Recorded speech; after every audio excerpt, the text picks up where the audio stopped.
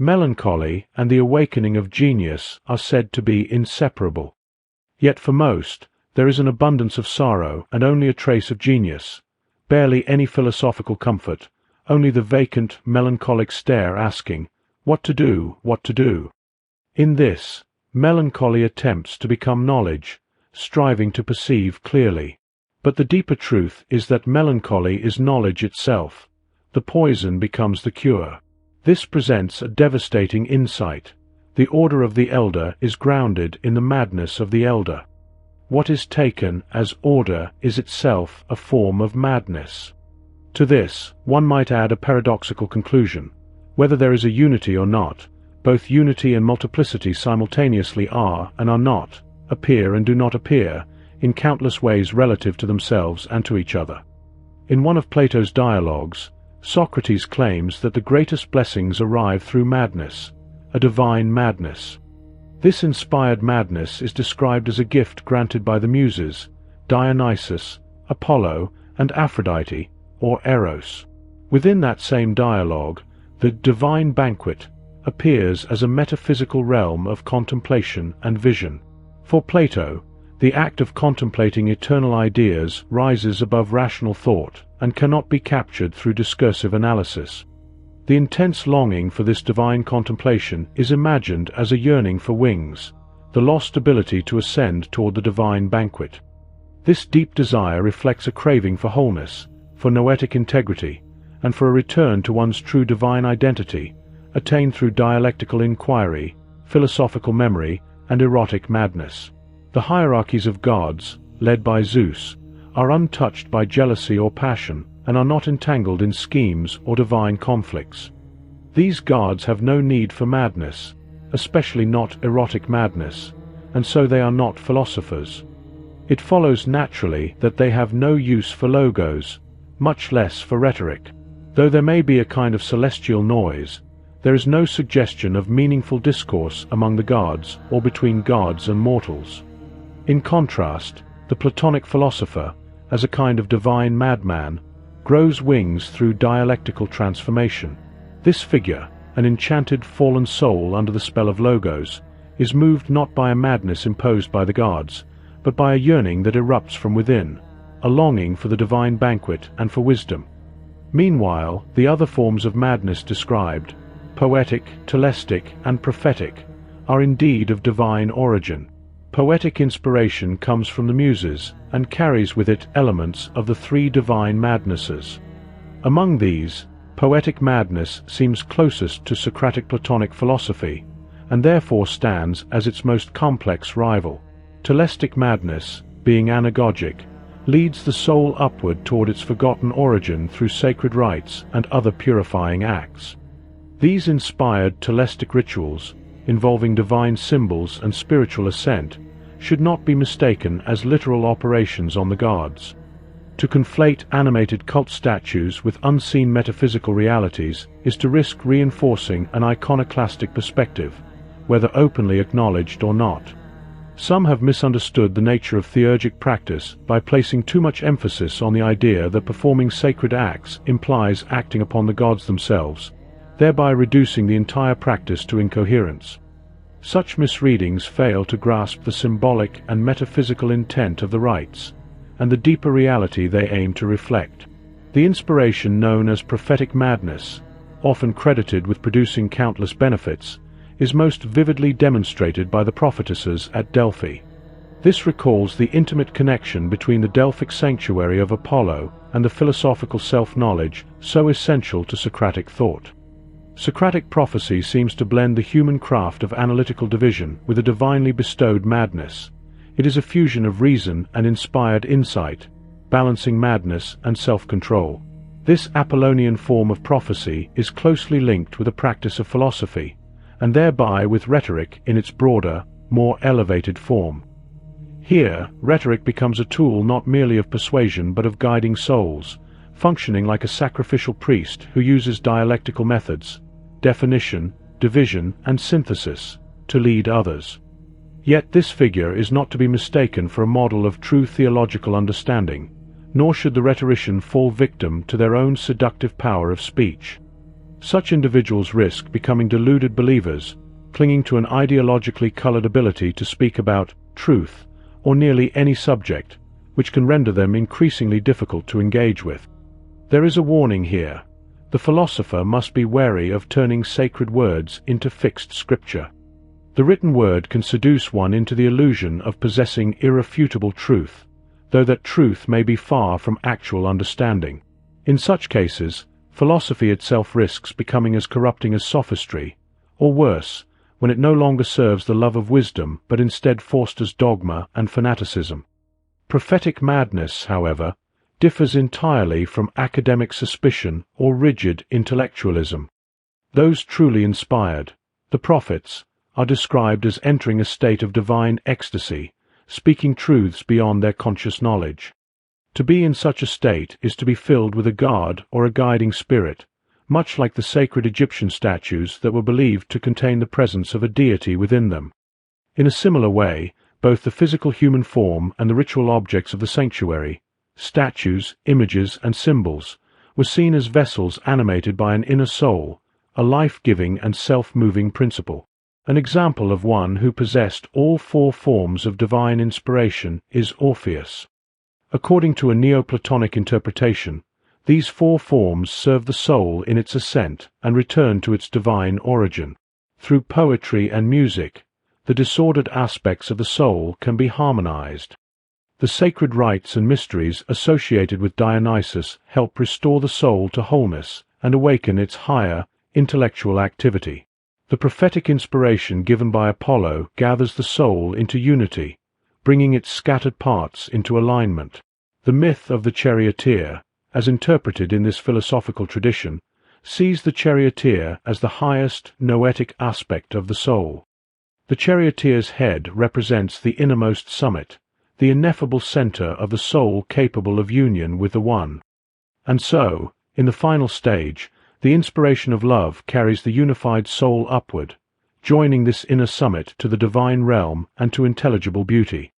Socrates, with perhaps a touch of irony, was regarded by many Athenians as nothing more than a chatterer, an idle talker. Yet this so-called idle talker was a man who followed the will of Apollo. He engaged in philosophical dialogue in the streets as an act of service to the god, promoting what might be described as a form of spiritual love, where the affection of older men for the beauty of youths became a path leading to the love of Platonic truth and beauty. In this light, Socrates cannot be accurately portrayed as a mere product of the Greek Enlightenment or as a spokesman for Athenian intellectual culture, as many Western scholars long believed. Nor did he, like others of his time, speculate about the nature of the universe or debate the workings of what was called the cosmos. In fact, those who pursued such inquiries he dismissed as fools, as recorded by Xenophon. Though he may have appeared at first as a typical idle talker, Socrates revealed himself to be a moralist. He was not a metaphysician in the traditional sense. He was guided by reason, persuaded only by what appeared to be the best conclusion after thoughtful reflection. Still, he believed himself to be fulfilling a divine mission, assuming that Apollo had instructed him to live a life of philosophy, examining both himself and others. His work was a public calling, particularly addressed to the wealthy youth of aristocratic lineage, to turn inward and cultivate the soul. In this way, his philosophical activity could be seen as a sacred duty, a form of service offered in devotion to the god. It has been argued that if not for the divine command reported by Chaerephon from the Delphic oracle, there is little reason to think Socrates would have become a public philosopher. If his goal had simply been to engage in mutual pursuit of moral truth, why not remain among the few like-minded and accomplished individuals who shared his interest? Why instead take to the streets, confronting citizens who neither cared for nor were equipped to handle philosophy, attempting to persuade them to undergo a kind of therapy they had no desire for? No explanation seems adequate except the possibility of a divine command, whether understood as a literary convention, a private experience, or a deep inner conviction. Socrates himself was not a mystic in the traditional sense, but rather a passionate moral reformer and social critic, acting as a servant to his god for the good of the city. Still, This seemingly mad performance was in its own way a radical undertaking. At the heart of his rational theology was the idea that the link between virtue and wisdom applied not only to human beings but also to the gods.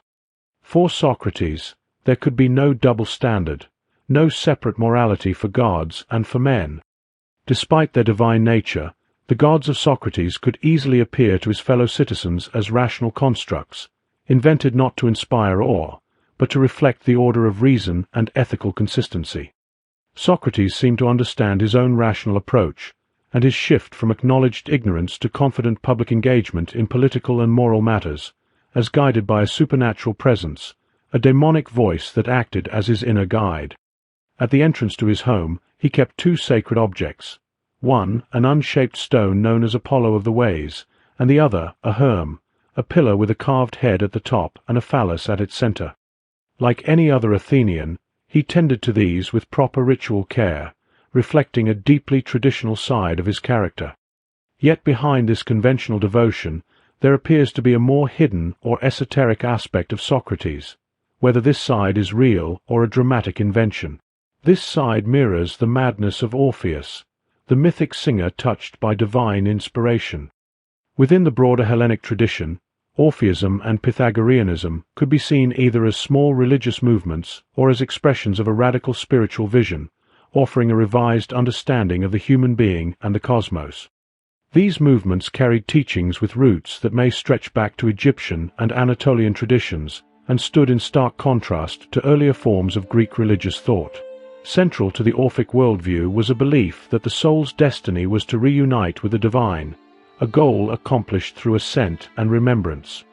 This belief echoed the older sacred writings from Egypt and was later adapted into Platonic thought, where the soul's upward journey was understood through philosophical contemplation, led by the power of love and aided by both dialectical reasoning and ritual initiation. For Orpheism, the soul is immortal and subject to divine judgment. The divine within each person is a living being, a spirit or daimon, that has fallen from a higher realm due to some primordial fault. Now bound within a cycle of rebirth, the soul may find itself incarnated in any form, human, animal, or even plant. Liberation from this exhausting cycle comes only through a specific spiritual discipline, the Orphic way of life. This path required ritual practices, sacred chants, and most notably, a strict abstention from eating flesh. Despite his appearance as awkward or unrefined, Socrates still occupies, in Plato's Symposium, a role reminiscent of Orpheus. He is cast as a philosophical counterpart to Phans, the radiant figure in Orphic myth who represents the first light to emerge from the cosmic darkness. This being, also called the firstborn, is the very source of divine illumination, and shares identity with the creative force of love. Phans is said to contain within himself the seed of all gods and, like the Egyptian atom, brings creation into being through self-generation. One interpretation highlights the importance of Orphic symbolism throughout the Symposium, suggesting that the allegorical use of Orphic material should be credited not only to later Neoplatonists like Syrianus, Proclus, Damascus, or Olympiodorus, but also directly to Plato himself. The Orphic mysteries are presented as part of an esoteric tradition, one that challenges and seeks to liberate individuals from the rigid structures of socially imposed gender and identity. The purpose of this tradition is a kind of inner recreation, a detachment of the self from the fabricated roles into which it has been shaped by public conventions. The Orphic myth promises a return to an undivided state, a condition before the emergence of sexual difference and fixed identity. Symbolically, it invites a retreat back into the cosmic egg, into a condition of wholeness and non-differentiation. Yet, as the myth itself implies, this return is not only unattainable but also potentially self-destructive. The hope for such total regression is revealed as a delusion. Within this framework, Orphic cosmology as it appears in the Symposium functions as an origin story for human consciousness. Consciousness that, in its fragmented and conditioned state, longs for enlightenment but rarely seeks it due to the very nature of its formation. Connections between Socrates and Orpheus, or more accurately, between Plato's philosophical vision and the figure of Orpheus, are explored by later thinkers, particularly through the lens of initiation. For them, Plato's dialogues were not just literary works, but vehicles for esoteric teaching aligned with Orphic doctrine. In this interpretation, the figure of Phans in Orphic myth, like the Egyptian deity Atum-Ra, is understood as revealing the soul as a mirror or image of divine intellect. This recognition, akin to the Egyptian idea of the royal image of the divine and the restoration of Osirian completeness, serves as an initiation, opening the way for the soul to approach the divine. Since the time of Syrianus, there has been a tendency to either attach Orpheism to metaphysical structures in order to ritualize Neoplatonic philosophy, or to reinterpret Orphic mythological language in terms of metaphysical categories. Yet this convergence between myth and metaphysics can be traced to older Egyptian hermeneutic and ritual frameworks. In this view, the ancient synthesis of cosmology and cult offers the basis for later theurgical development. The Orphic narrative, known as the Rhapsodic Theogony, concludes with a hymn to Zeus, in which his identity is revealed as the union of opposites. This vision presents the cosmos as a divine reflection, a universe in which every being contains all others, and all are present in each. Reality unfolds like a hall of mirrors, each level of existence reflecting and containing every other. This endlessly interwoven drama, expanding through mutual participation, is captured in the Orphic mythic vision, a vision that closely mirrors the central metaphysical ideas later developed by Proclus. The claim that all Hellenic theology finds its ultimate origin in Orphic initiation was a foundational principle in one school of philosophical interpretation. In this view, Orpheus represents more than a historical figure.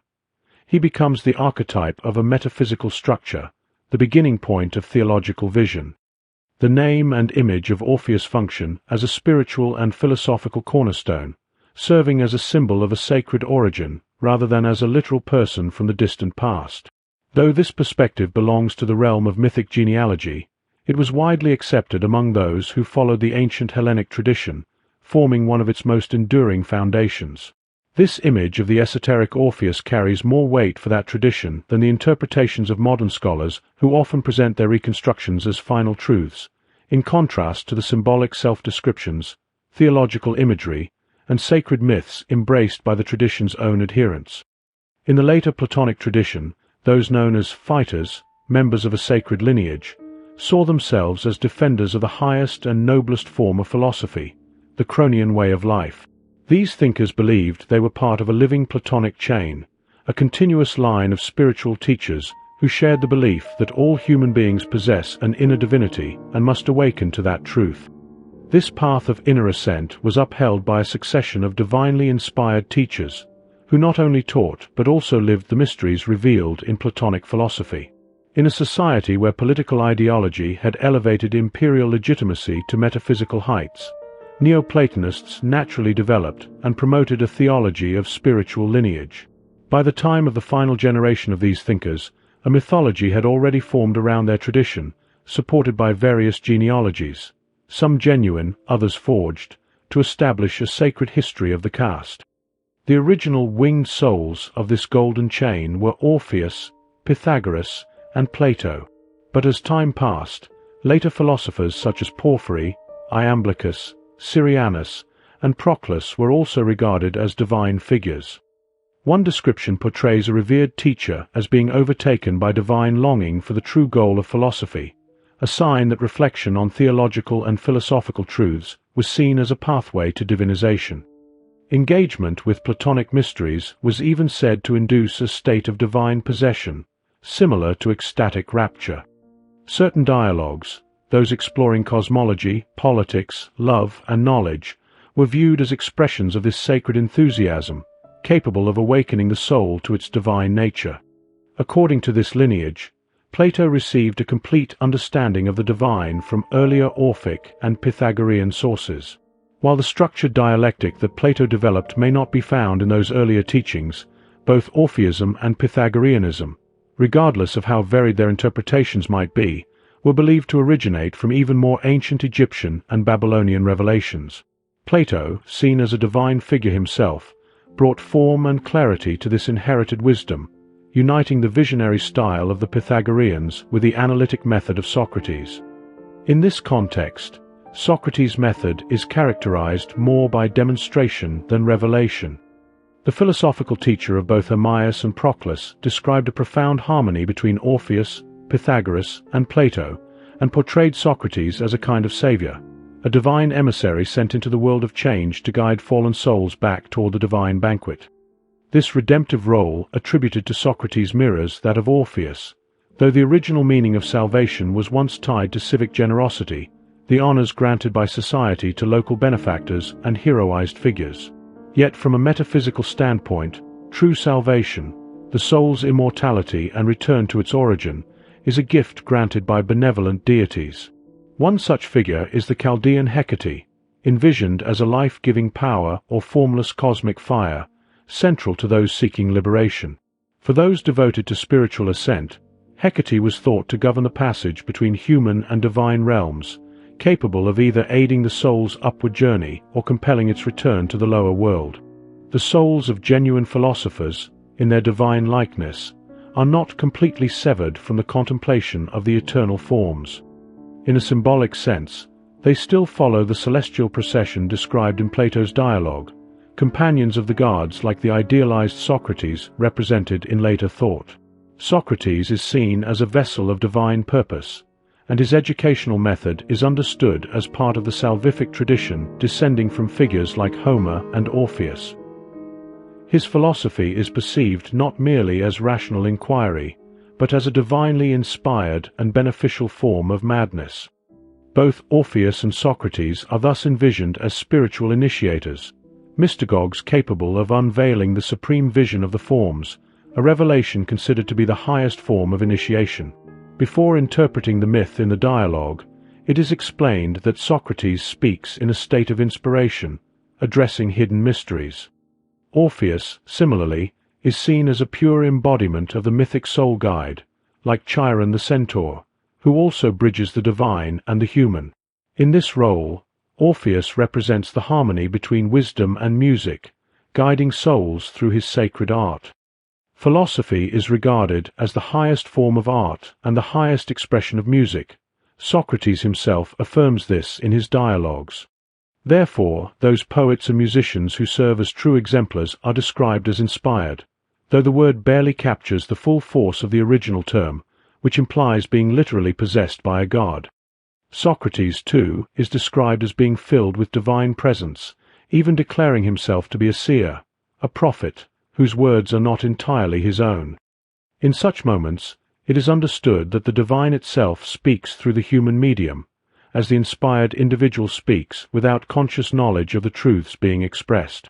The term used to describe this state implies the presence of a god within, a divine indwelling. This voice, issuing from within the inspired person or even from sacred images, is often strange, echoing the primal sounds of creation or symbolic languages beyond ordinary speech. The experience of divine inspiration is marked by states of madness or ecstasy, conditions in which one stands outside oneself and enters into a different mode of being. Those who speak in this way, prophets, diviners, poets, do so through a kind of ritual madness associated with deities such as Dionysus or Apollo. This raises a question: what kind of knowledge originates beyond the human mind?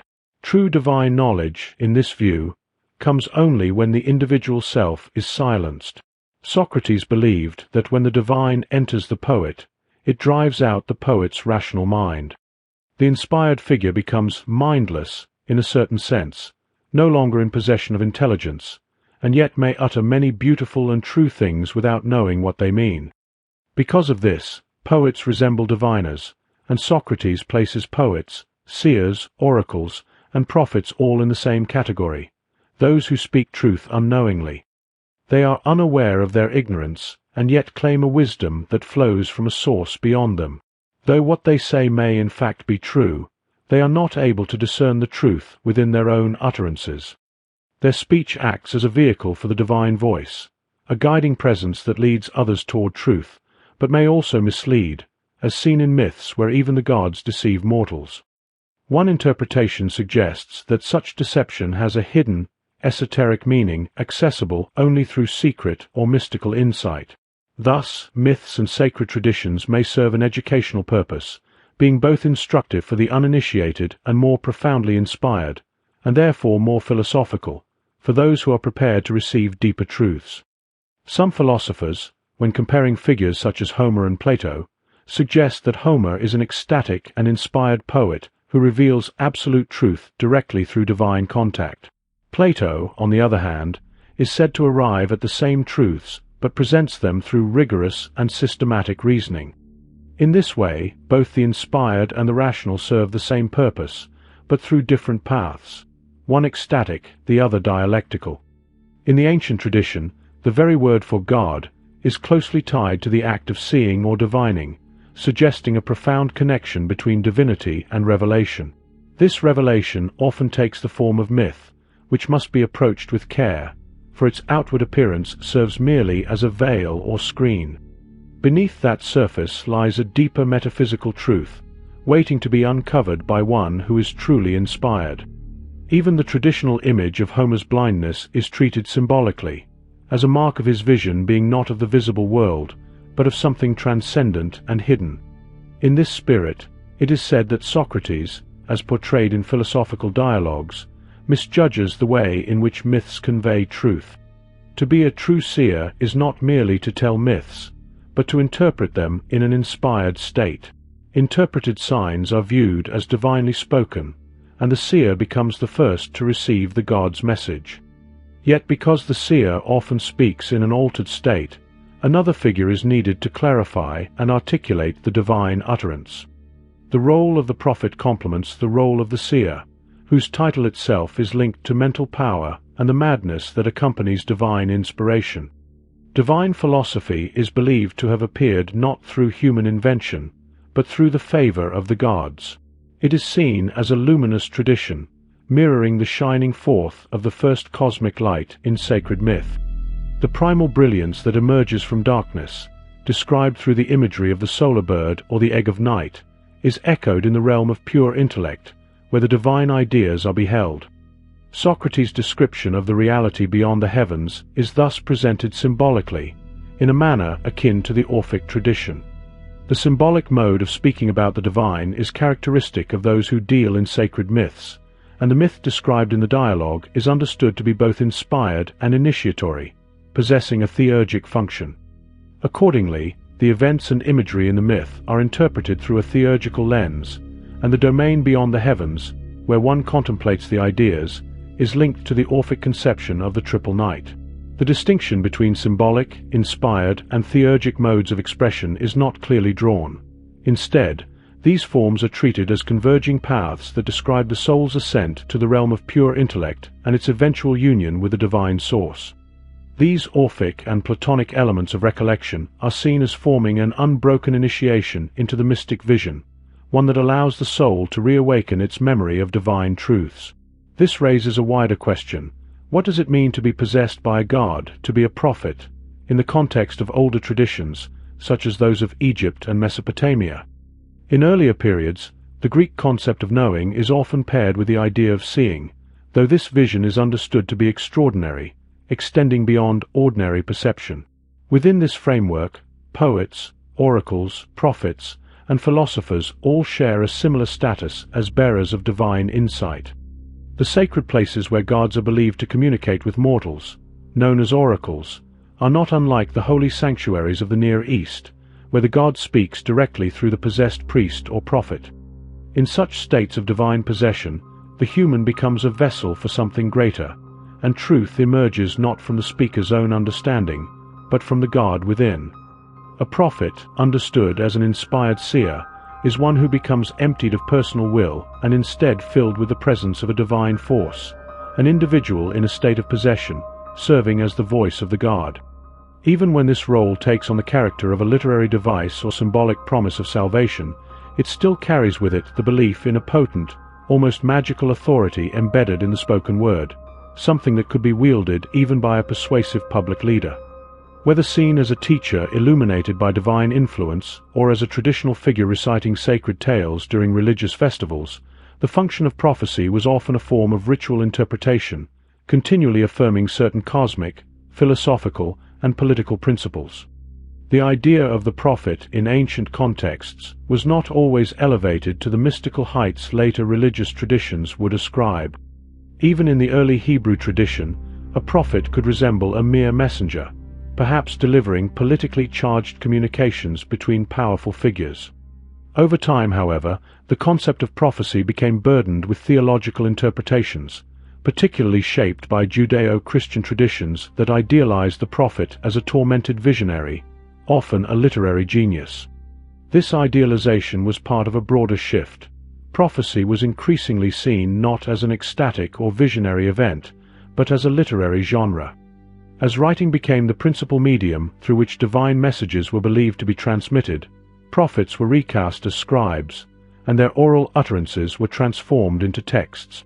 The vision, once central to the prophetic act, became a metaphor, a formal marker in written works, even when the texts themselves contained no actual visions.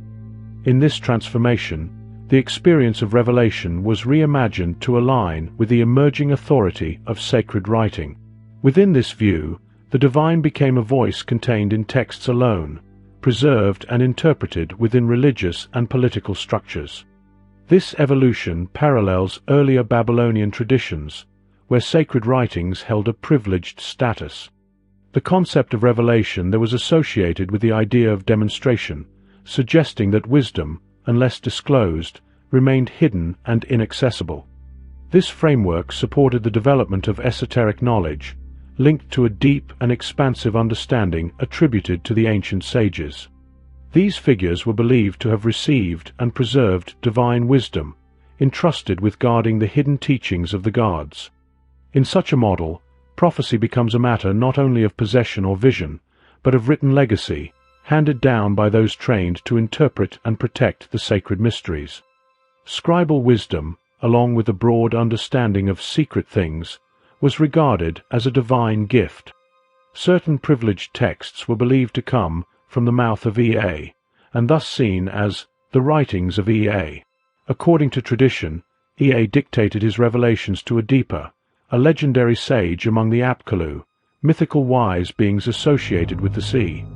Adipa then transmitted this divine wisdom through an enduring written tradition. Ea, as Adipa's patron, is honored as the Lord of Wisdom. The extraordinary value of this wisdom was already acknowledged in ancient texts, expressing the hope that Ea, the god of the depths, would grant perfect wisdom. Similarly, other deities like Marduk were credited with bestowing deep understanding and intelligence, while Nabu, the celestial scribe who knows all, was believed to provide wise teachings. Scholars have noted that as the written tradition of Mesopotamian scribes replaced the earlier oral tradition, it encountered challenges regarding its legitimacy and authority. To address this, scribes turned to the concept of divine revelation. By constructing a lineage of knowledge beginning with an ancient revelation from Ea to the Apkallu, and continuing through an unbroken chain of sages, scribes could claim that their written tradition was divinely authorized. Alongside this, the rhetoric of secrecy emerged, emphasizing the hidden, secretive nature of this revealed knowledge. What, then, of the prophets themselves? Were they truly seers, witnesses of divine manifestations at festivals, accompanied by elaborate processions and sacred images? The original meaning of the Greek word for such contemplation referred to beholding the gods during festivals before it evolved to signify the vision of the ordered cosmos or philosophical ideals. Were these prophets heralds or announcers, ceremonial reciters performing traditional poems and myths at annual celebrations? Or were they akin to professional actors on a Dionysian stage? Modern Western perspectives often highlight an inner experience, spontaneous inspiration, and the moral educational aspect of the supposed prophetic communication between humans and the divine. However, this view may reflect cultural definitions and classifications more than historical reality. The roles associated with prophecy could represent a range of social and metaphysical functions performed within their cultural contexts. There is no direct equivalent in ancient Near Eastern languages for the Greek terms prophet and prophecy. Moreover, the word prophecy, often causes semantic confusion because it is commonly equated with predicting the future. However, prophecy can be understood as a form of communication, somewhat akin to a well-organized royal postal system, such as that found in the Achaemenid Persian Empire, during which the idea of angelic messengers began to develop. This communication process involves a divine sender, the message itself, often called a revelation, a transmitter, the prophet acting like a courier, and a recipient, who is usually the king. Ancient Mesopotamian sources distinguish two main types of texts regarded as prophecy. First, verbal messages said to be sent by a deity and delivered by a human intermediary to the intended recipient. Second, the so-called Akkadian prophecies or apocalypses, which predict historical events, often after they have occurred. In this context, the prophet serves as the voice of the deity when the message begins not as a written document, but as an oral command, advice, or reprimand, later recorded in written form like a formal dispatch. When the divine spoken word is mentioned in Neo-Assyrian texts, the speaking deity is typically either Ishtar or Melissu, the chief goddess associated with prophecy. Two important terms related to prophetic activity stand out, one meaning to be in a frenzy or to become mad, and the other meaning to shout or to proclaim. From these, the Assyrian Rajamu is understood as the speaker or pronouncer, while the Mahur is a type of inspired madman, comparable to the Hebrew Meshuggah, occasionally used as a synonym for prophet. These terms are often used interchangeably but are distinct from the Baru, a seer who reads the divine script of the cosmos and interprets omens, particularly those inscribed on the livers of sacrificial animals. The Baru, or Haruspex, is seen as part of a sacred lineage of transmission that begins with the Sumerian king Enmeduranki, who is considered the archetype for the Hebrew Enoch. Enmeduranki, ruler of Sapar, was taken to the assembly of gods by Shamash and Adad, where he was seated on a golden throne and revealed divine secrets. The gods granted him the Tablet of the Gods, a divine book containing secret wisdom. This tablet highlights the esoteric nature of the divine knowledge given to Enmeduranki. Assyrian prophecies are deeply intertwined with royal ideology, as the Neo-Assyrian Empire and the concept of the Kingdom of Heaven are connected through the power of Ishtar, symbolized by the sacred tree. The cult of Ishtar, who is seen as the breath of Ashur, similar to the later Gnostic Sophia, forms the core of the Assyrian esoteric doctrine of salvation.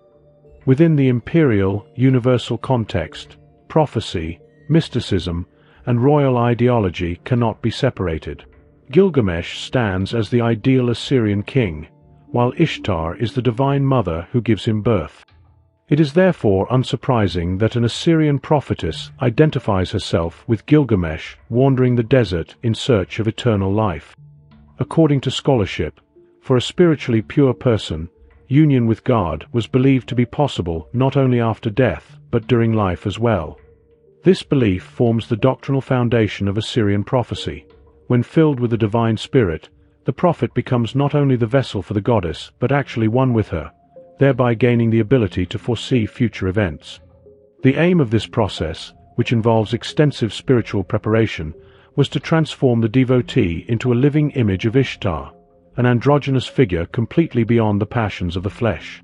Drawing an analogy, both the divinely chosen Assyrian king and the devotee of Ishtar assume the role of Ashur's or Melissu's son. Similarly, a Neoplatonic mystic may seek union with a universal hypostasis of deities such as Hecate Sotyra or Athena Sotyra. Ishtar, as the Virgin of Light, represents the presence of God, Ashur, understood as the sole, universal God encompassing all gods. Simultaneously, Ishtar embodies the word of God and the path to salvation. Typically, Assyrian prophets belong to the cultic community of Ishtar's followers, sharing in their esoteric mystical teachings about the soul's ascent and salvation. In a parallel manner, theurgic divination in Neoplatonism can be viewed as a method of spiritual ascent and unification, an experience of standing outside one's ordinary state of consciousness, entering ecstasy and frenzy. This involves the overwhelming presence of the divine as the inspired theurgist is seized by the invading god. This divine incursion corresponds to the sudden eruption of a brilliant noetic light within the purified individual, or, more precisely, within their reflective imagination, fantasia. One scholar explains this as follows. Iamblichus argues that the imagination is influenced by the gods and receives divine visions during inspiration. He consistently refers to these God-sent visions as phantasmata or phantasiae, while Porphyry suggests that people themselves imagine or are divinely inspired according to their imaginative faculty. Iamblichus insists that the imagination is affected externally. Divine power illuminates the ethereal and luminous vehicle surrounding the soul, from which divine visions enter the imaginative faculty, driven by the God's will. Thus, an inspired person is not consciously thinking or actively imagining. Rather, their imagination is used by the gods. Left to itself and untouched by divine influence, the imagination produces only ordinary human images, which do not belong to the process of true inspiration. Therefore, the imagination is valued solely as a passive receiver of divine visions. The prophetic messages associated with recognized Babylonian prophets, including those serving in various temples and others regarded as madmen, are categorized as intuitive prophecy. While the so-called scientific Akkadian divination practiced by specialized diviners is described as rational and typical, the intuitive divination recorded at Mori appears both unusual and irrational. However, this assessment is not entirely accurate. In some instances, prophecy can be understood as ceremonial rhetoric, human petitions met by divine responses that demand critical political decisions. Labeling this ritualized dialectic as purely intuitive reflects a Western romantic idealization that favors the notion of spontaneous inner experiences of exceptional individuals, often overlooking the carefully structured literary and ritual background behind these ostensibly spontaneous social acts. Texts from the Neo-Assyrian period and Mari depict local prophets, known by various titles, as those who receive divine messages involuntarily. These messages are not thought to be inventions or fabrications of the prophets themselves. One scholar notes that when prophets speak openly in a temple, it resembles spontaneous spirit possession. The spirit takes hold of them, and they become the deity's voice. Yet, one might ask whether this is literally believed, or if the prophets require this belief to sustain the ecstatic testimony and the ensuing theatrical performance. The language of this seemingly spontaneous act is often a deliberately managed discourse, functioning as a hermeneutic tool for myth, reaffirming temple traditions along with their social, economic foundations, hopes, and expectations. Typically, contemporary cosmic geography and its particularities are involved, making it difficult to distinguish genuine prophetic oracles from literary prophecies crafted by scribes. Consequently, prophets are sometimes seen as scribes whose speeches or reports are not publicly performed in line with the sacred theatrical standards of revelation and epic consciousness, but rather compiled into oracular collections and royal inscriptions. In the Mesopotamian city of Mari, mediators between the divine assembly in heaven and the earthly royal court bore titles such as answerers, ecstatics, cult singers, and those called. The messages they conveyed from gods and goddesses were taken seriously by political authorities, although these prophetic communications were often subordinate to other divine signs. Therefore, the identity of the prophet alone cannot guarantee the truth or validity of the prophecy pronounced or shouted, typically in a state of real or feigned frenzy. The cult of possession and the professionalization of prophecy were primarily under the supervision of Ishtar. She was believed capable of inducing metamorphosis through ecstasy, with men transformed into women and women behaving as men. Evidence suggests that some Neo-Assyrian prophetesses were, in fact, men or self-castrated transvestites, their outward appearance seen as a manifestation of Ishtar's transformative powers. Possessed by the divine, these individuals were naturally chosen to serve as mouthpieces for the gods. The prophetic utterances were not metaphysical slogans or theological declarations, as modern esoteric imagination might suggest, but rather the expressed words of a deity revealed while standing in the temple before the living hieratic statue. In the name of a specific god, an oracle is delivered by the temple servant. More precisely, the deity, such as Dagon, opens the mouth and speaks through the statue. It has been noted that the old Babylonian gods grant prophetic revelations exclusively within the sanctuary. While dreams may occur elsewhere, true prophecy is confined to the temple. When a god speaks directly through the mouth of a prophet, the latter delivers the prophecy first in the temple. The prophet rises or stands to announce the divine message there. The ecstatic receives the revelation within the sanctuary, where frenzy overtakes him or her, loud cries are uttered, and the oracle is given. Should a prophet deliver an oracle outside the sanctuary, such as at the residence of a royal official, it is a repetition of what was previously revealed in the sanctuary. For this reason, the prophet presents himself as a messenger of the god, transmitting the message received earlier. This highlights that the house of God is the most appropriate place for ongoing encounters with the divine and forthcoming revelations. Revelation itself becomes, to some extent, a standard cultic procedure within the Lord's audience hall. The ceremony is conducted in the divine palace, the temple being the deity's household and palace, where the ceremonial patterns mirror the established framework of royal private and official life, although metaphysically the opposite is true. According to cultic etiquette, the prophet is positioned before the hieratic statue in a manner similar to how a servant or herald would stand before a king. The prophet either stands or lies in prostration and listens. The Mesopotamian hieratic statue, depicting the enthroned deity in full regalia, seated in the Holy of Holies, is not merely a religious image, but an icon imbued with the god's essential powers and divine radiance. The divine form or image is not crafted by human hands, those of the artists symbolically severed, but is ritually conceived by the gods themselves and created in a special workshop. Nonetheless, a clear distinction is maintained between the god and his statue, which serves as a means to make the deity visible on earth. In this sense, the entire temple complex functions metaphorically like a nuclear power station, supplying all material and spiritual nourishment for the surrounding land and its people, regarded as the deity's private domain and vassals. The animated statue is believed to perceive earthly events, govern the kingdom, communicate through court messengers, and consume offerings. The mouth-washing ritual activates the statue's cognitive and perceptive faculties, enabling it to become a pure epiphany of its god and a fully interactive and communicating partner for the king, priests, and faithful. When the prophet speaks in the name of a god within the temple, he becomes an extension of the deity whose sacred face he contemplates. During this privilege, neither is the statue's face veiled nor is the statue concealed behind a screen. Similarly, the divine Pythagoras spoke from behind a curtain, thus imitating the oracular statue. It is unsurprising, then, that Pythagoras imitated the Orphic mode of writing, and his followers regarded all his pronouncements as the oracles of God.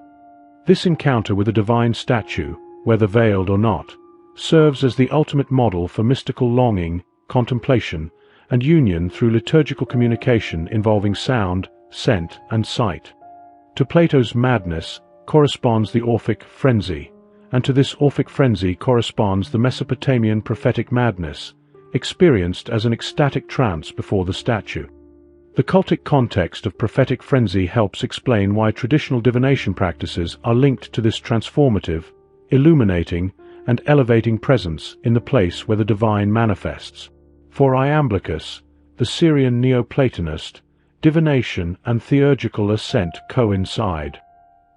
He asserts that only divine prophecy, united with the gods, truly imparts a share in divine life by partaking in the gods' foreknowledge and intellect, thus making the recipient truly divine. It is clear who is speaking in these moments. This is why no prophecy delivered in the temple ever explicitly identifies the divine speaker. The prophet only states that a specific god has sent him when the prophecy is conveyed outside the sanctuary. Over time, Neo-Assyrian prophets became like internalized, portable sanctuaries, no longer requiring the physical divine image to establish contact with the gods. While images and statues remained their cultic receptacles and symbolic bodies, the gods simultaneously resided in heaven and could be worshipped inwardly, within the human body temple.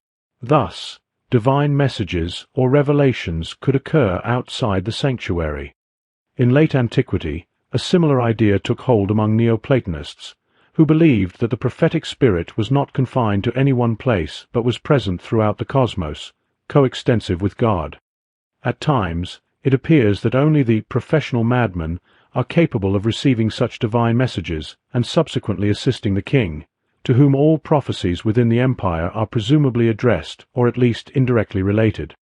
These prophecies assure the intervention of the gods and their powerful support from heaven.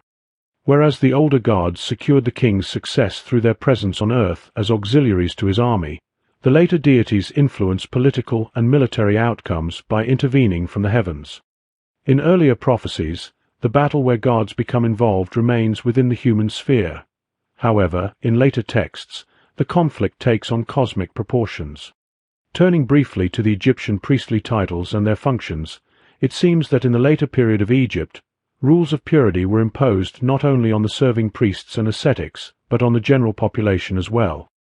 Therefore, the Romanized Hermetic idea of Egypt as the temple of the whole world is somewhat justified. Cultic purification was a necessary condition for entering the house of the god, situated at the center of the divine household, and for becoming the god's prophet, the royal deputy and deified performer of sacramental union. In the temple liturgy, the deity's name is proclaimed loudly, followed by the self-presentation of the entering priest. These purified priests assume the roles of both king and gods themselves, transforming the temple liturgy into a form of theurgy. Yet neither the priests nor the animated cult images are the gods in their transcendent metaphysical reality. Rather, they act as vehicles for divine radiance, communication, and presence within context. The self-presentation in the temple liturgy often consists of affirmations like, "I am the god such and such," usually naming a divine intermediary such as Tut, Shu, Horus, or sometimes Isis and Nephthys, occasionally preceded by the statement affirming the priest's purity. Egyptian priests were called servants of the god, much like household servants. This title was applied to a certain class of temple priests and was translated into Greek as interpreter of the divine will. More precisely, the higher priests were divided into two categories, the prophet and the pure priest. The term prophet indicated a specific liturgical function and also designated the higher priestly class, which itself was divided into several subcategories. During the daily temple liturgy, the officiating priest pronounces two identity statements. While holding the incense burner, he declares, "I am a priest and I am pure," and during the ritual of undoing the white cloth, he says, "I am a prophet. It is the king who has commanded me to see the god." The title corresponding to Hemneter is conventionally translated into Greek as prophet, while Uab corresponds to priest. The declarations, "I am a priest," and "I am a prophet," signify the two primary levels within the temple hierarchy. All priests belong to the Uab category as the purified ones, but among them some were selected or appointed as prophets, the spokesmen of the gods. The clergy had a structured hierarchy with a first prophet at the highest rank, followed by a second, third, and fourth prophet, each holding their unique position, and then a larger group of undistinguished prophets. Typically, only the first prophet was granted access to the innermost sanctuary, while the others, accompanied by lector priests specialized in reading papyrus scrolls, would remain in the Hall of Offerings. All priests served officially as substitutes for the pharaoh, acting as vehicles and instruments that reactivated his delegated powers. This function is comparable to the Ushabti figures, which enabled the deceased Egyptian to partake in obligatory ritual duties in the afterlife in place of the living. In this sense, the pharaoh is regarded as the singular and omnipresent priest of the state. He stands as the chief mystagogue of his administration and the unique mystic, contemplating the radiant face of his divine patron father. This is because the pharaoh embodies and represents humanity as a whole. The king alone is qualified to communicate with the gods, for sacred communication does not occur between a god and a mere human, but only between God and God. As the titular son of the solar deity, the pharaoh can delegate his power of cultic communication to the temple personnel. In this context, every element of the sacred ritual must be symbolic, since everything in this sacred game becomes a kind of hieroglyph. Within the king's role, the priest is able to assume the role of a god, acting as the god because a cultic spell is considered divine utterance. The ritual scene, therefore, involves three levels of symbolization: a priest confronting a statue, the king confronting a god, and a god, represented by the king through the priest, conversing with another god. This threefold system of religious symbolism closely parallels the Greek mystery religions, which similarly encompass three types of symbolic expression: the action to be performed, the representation to be shown, and the words to be spoken. To be initiated into royal service, and to receive the status of cultic substitute for the son of Ra, means acquiring the position and rank of prophet, similar to the Greco-Egyptian concept of prophets. Only through initiation as the servant of God can one enter the temple as the living servant of Ra, and gain the vision of all forms of the god and all hidden mysteries. The purpose of this initiation is to see the deity, to gaze upon the image of the god. The watcher, much like the Platonic theoros, seeks union with the god's bar, the godlike radiance, through profound contemplation of divine truth and beauty. Similarly, in Neoplatonism, the dialectical and ritual process of becoming like the divine leads to unification with the god through the contemplation of his living statue. This ritual art makes the statues here below like the gods through symbols and mysterious theurgic tokens.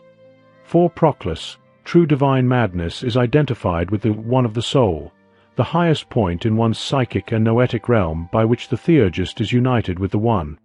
Through various forms of divine mania, whether prophetic madness according to truth, erotic madness according to beauty, or poetic madness according to divine symmetry, the philosopher's soul is linked to the gods. This way of life represents the ultimate mystical experience of perfect unification. The threshold to the Holy of Holies in the Egyptian temple can be compared to the celestial realm described in Plato's Phaedrus, although strictly speaking, the dark inner sanctuary symbolizes the mound of noetic creation in the primordial darkness.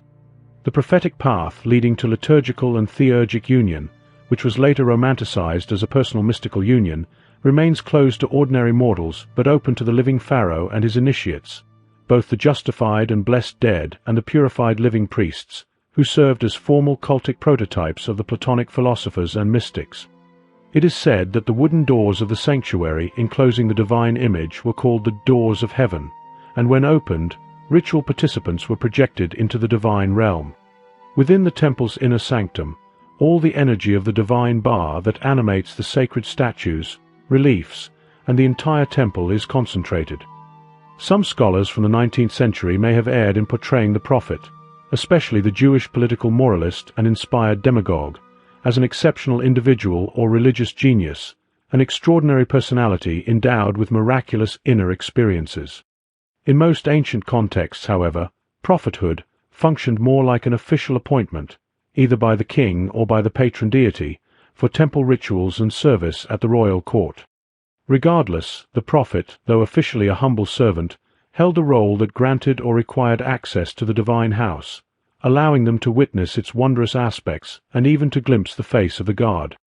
Just as the ancient Near Eastern idea of prophecy often carried different meanings depending on social and political contexts, sometimes serving as a socio-political tool with distinct literary and soteriological functions, Orpheus too can be seen as all things to all men.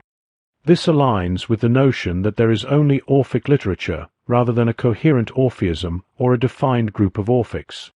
Seen as a mythic figure and the preferred source of metaphysical authority in mystical and initiatory matters, Orpheus is nonetheless portrayed as a prophet and mystagogue, reputedly the first to reveal the meaning behind mysteries and initiatory rites.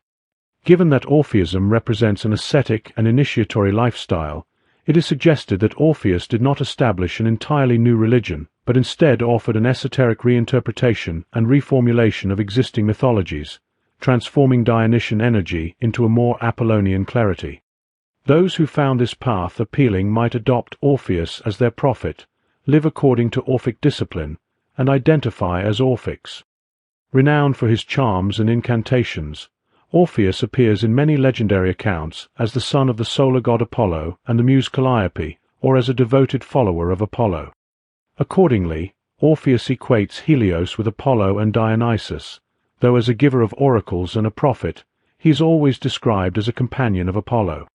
Eventually, Dionysus is said to have sent the Maenads against him, and like the Egyptian Osiris, Orpheus was torn apart.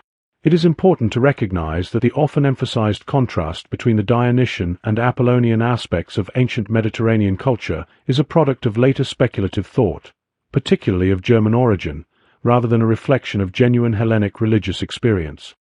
Philosophical ecstasy, in this light, can appear calm and devoid of passion, while the highest form of madness may resemble a metaphysical silence beyond thought. Prophetic and poetic frenzy, in some respects, mirrors the type of illumination that comes through myths and symbols, an epistemic and interpretive clarity guided by sacred light. Myths drawn from Orphic, Hesiodic, and Homeric traditions carry a theurgical potency that can produce a state of Bacchic inspiration. In this context, a figure from the Platonic tradition appeals to the Muses to bring him into ecstasy through the meaningful myths of the wise, and turns to Athena, the clear-minded guardian of philosophy, for illumination of the soul through sacred narratives, wisdom, and knowledge. As the archetypal lyre player and sacred singer, Orpheus functioned as both a theologian and a ritual practitioner.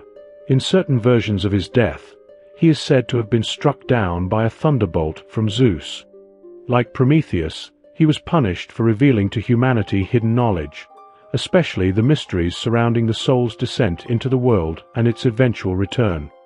After his death, Orpheus's lyre and severed head were cast into a river and eventually washed up on the shores of Lesbos.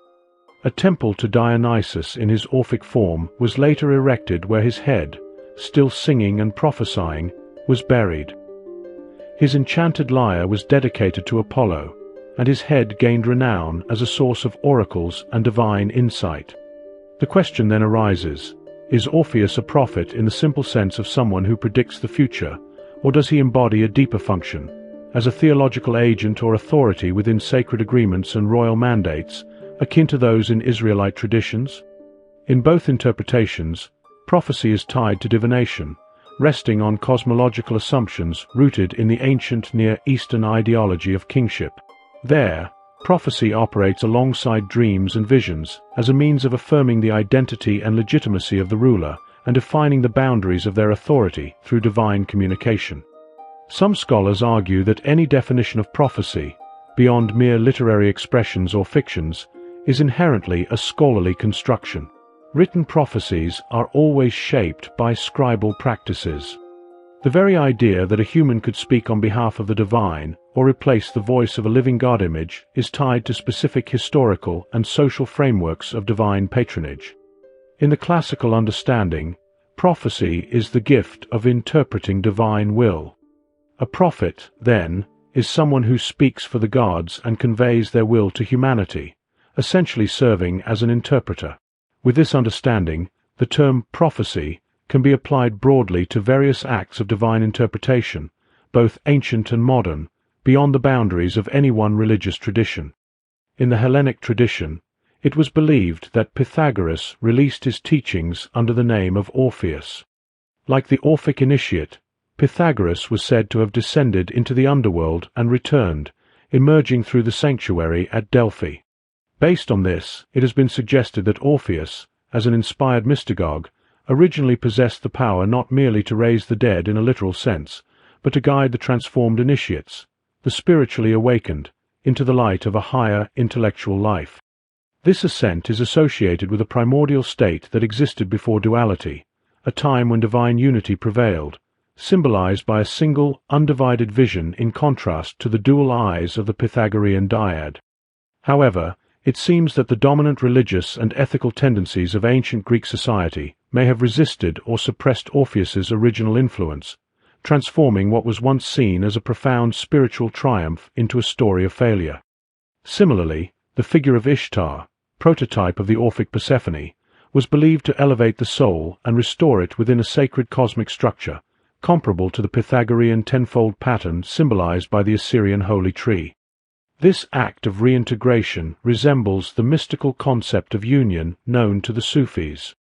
As both the image of the divine and of the perfect human, this symbolic figure represents the totality of the intelligible cosmos and the ensemble of creative archetypes. The path of Ishtar's descent and return offered a model of salvation, depicted through the royal, tree-like body and the seven-tiered tower that echoes cosmic ascent. The sacred tree associated with Ishtar also serves as a visual representation of the divine assembly and the archetypal cosmic man, understood as the human embodiment of the supreme deity. In keeping with the tradition of attributing spiritual authority to archetypal figures, early Pythagoreans often presented their own teachings on the soul's liberation under the name of Orpheus. These teachings emphasized the myth and destiny of Persephone, paralleling the stories of Ishtar from Babylonian and Assyrian sources. Plato, too, was said to have echoed Orphic themes throughout his work, reshaping their mythic and mystical content into philosophical discourse. He is viewed as having reinterpreted the sacred themes of Orpheism and the Bacchic mysteries of Dionysus through the lens of rational inquiry. From this perspective, it is not an exaggeration to suggest that Plato derived much of his knowledge concerning divine matters from both Pythagorean and Orphic texts. Just like Orpheus, Plato's Socrates presented himself as a servant of Apollo, declaring that the highest form of music is found in philosophy. In this view, philosophical dialogue becomes comparable to prophetic song, the inspired hymn of Orpheus or the sacred music of Apollo's philosophical swan, who sings of earthly life as merely the prelude to a disembodied, eternal existence. The Orphic or Platonic philosophical myth offers guidance to those who follow it sincerely, walking the higher path and treating it as a model for living in alignment with revealed truths about the afterlife. This knowledge speaks of the soul's judgment and the deepest realms of the underworld, where the Egyptian gods Ra and Osiris are joined during the darkest point of the sun's nocturnal voyage. At the front of the solar bark sits Thoth, attending to the healing of the eye of Horus.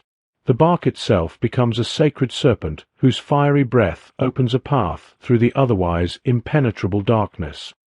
The myth teaches that it is vital to retain as much memory as possible of the world beyond this one. In this tradition, Pythagoras venerates the sun as Apollo Helios, a symbol of divine intelligence, because of the insight he gained within the shadowed Osirian underworld. He returns from the domain of Persephone not merely as a man, but as an immortalized hierophant in the lineage of Orpheus, the one who unveils the Pythagorean sacred mysteries. In this way, Pythagoras becomes like Dionysus made whole again, or Osiris joined with Ra in the depths, symbols of the philosopher and the Egyptian royal initiate, who is a dead man in the eyes of the world, but one who sees the god and understands his mystery. Such a person is no longer bound to the transient world of decay and ignorance. Thus, the Orphic Platonic philosopher is devoted to the contemplation of eternal forms and shares in the company of the gods. He dwells in a state where the divine is no longer distant. While on earth, the gods can only be approached through signs and symbols, such as the sun itself, but in the underworld, it is said, the sun can be met directly. In some traditional stories, Orpheus is described as the grandson of a king named Charops, who was granted his kingdom by Dionysus when that god brought his rights from Asia into Europe. With it came the sacred mysteries that would later be practiced at Eleusis. Orpheus, closely identified with Apollo himself, became a master of sacred music, able to soothe all of nature with his singing and lyre. Through his invocations and prayers, he enchanted not only animals and birds, but even trees were drawn into calm. It is important to recall that music and dance, performed with lyres or flutes, were essential elements of Apollo's sacrificial cult, and these rituals held a central role in ancient Hellenic religious life. Orpheus, in the eyes of the ancient world, embodied the essence of sacred music. Music functioned as an invocation. It called down the benevolent gods. The words of invocation were often sung, as melody and rhythm were believed to strengthen their power. In Dionysian rites, hymns sung by women were used to summon the presence of the god himself. The practice of Pythagorean and Platonic philosophy can be understood as a kind of sacred music, an act of singing rationally composed hymns that aim to lift the soul upward, imitating the divine harmony expressed through Apollo, the leader of the Muses. The Muses, in this light, are seen as manifestations of the uplifting light that ignites the soul with a fire leading it toward the divine. For certain philosophers, These hymns serve not merely as expressions of devotion, but as theurgical instruments. In this sense, human philosophy itself becomes a form of sacred imitation, a reflection of divine hymns that guide the soul on its ascent.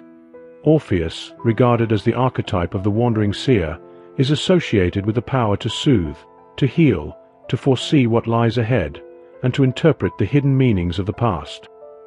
His music, rich with myth, incantation, and sacred narrative, is credited with shaping the very structure of divine tradition. According to some accounts, the Song of Orpheus, particularly the theogony he performs, is believed to hold healing power, capable of restoring harmony to both the cosmos and society. Plato's dialogues may themselves be seen as creations inspired by a kind of musical ecstasy, composed with careful dialectical reasoning and logic, yet resonant with poetic rhythm and philosophical vision. Philosophy, as a craft of remembrance and restoration of vision, is therefore intimately connected to the performing arts of dance and love poetry. Whether through dialectical discourse or symbolic myth, philosophy generates a kind of sacred speech, one that reflects the higher realm of intelligible and unified reality. Yet this higher reality ultimately exceeds the grasp of either myth or reason, each offering only partial and sometimes misleading glimpses of the truth.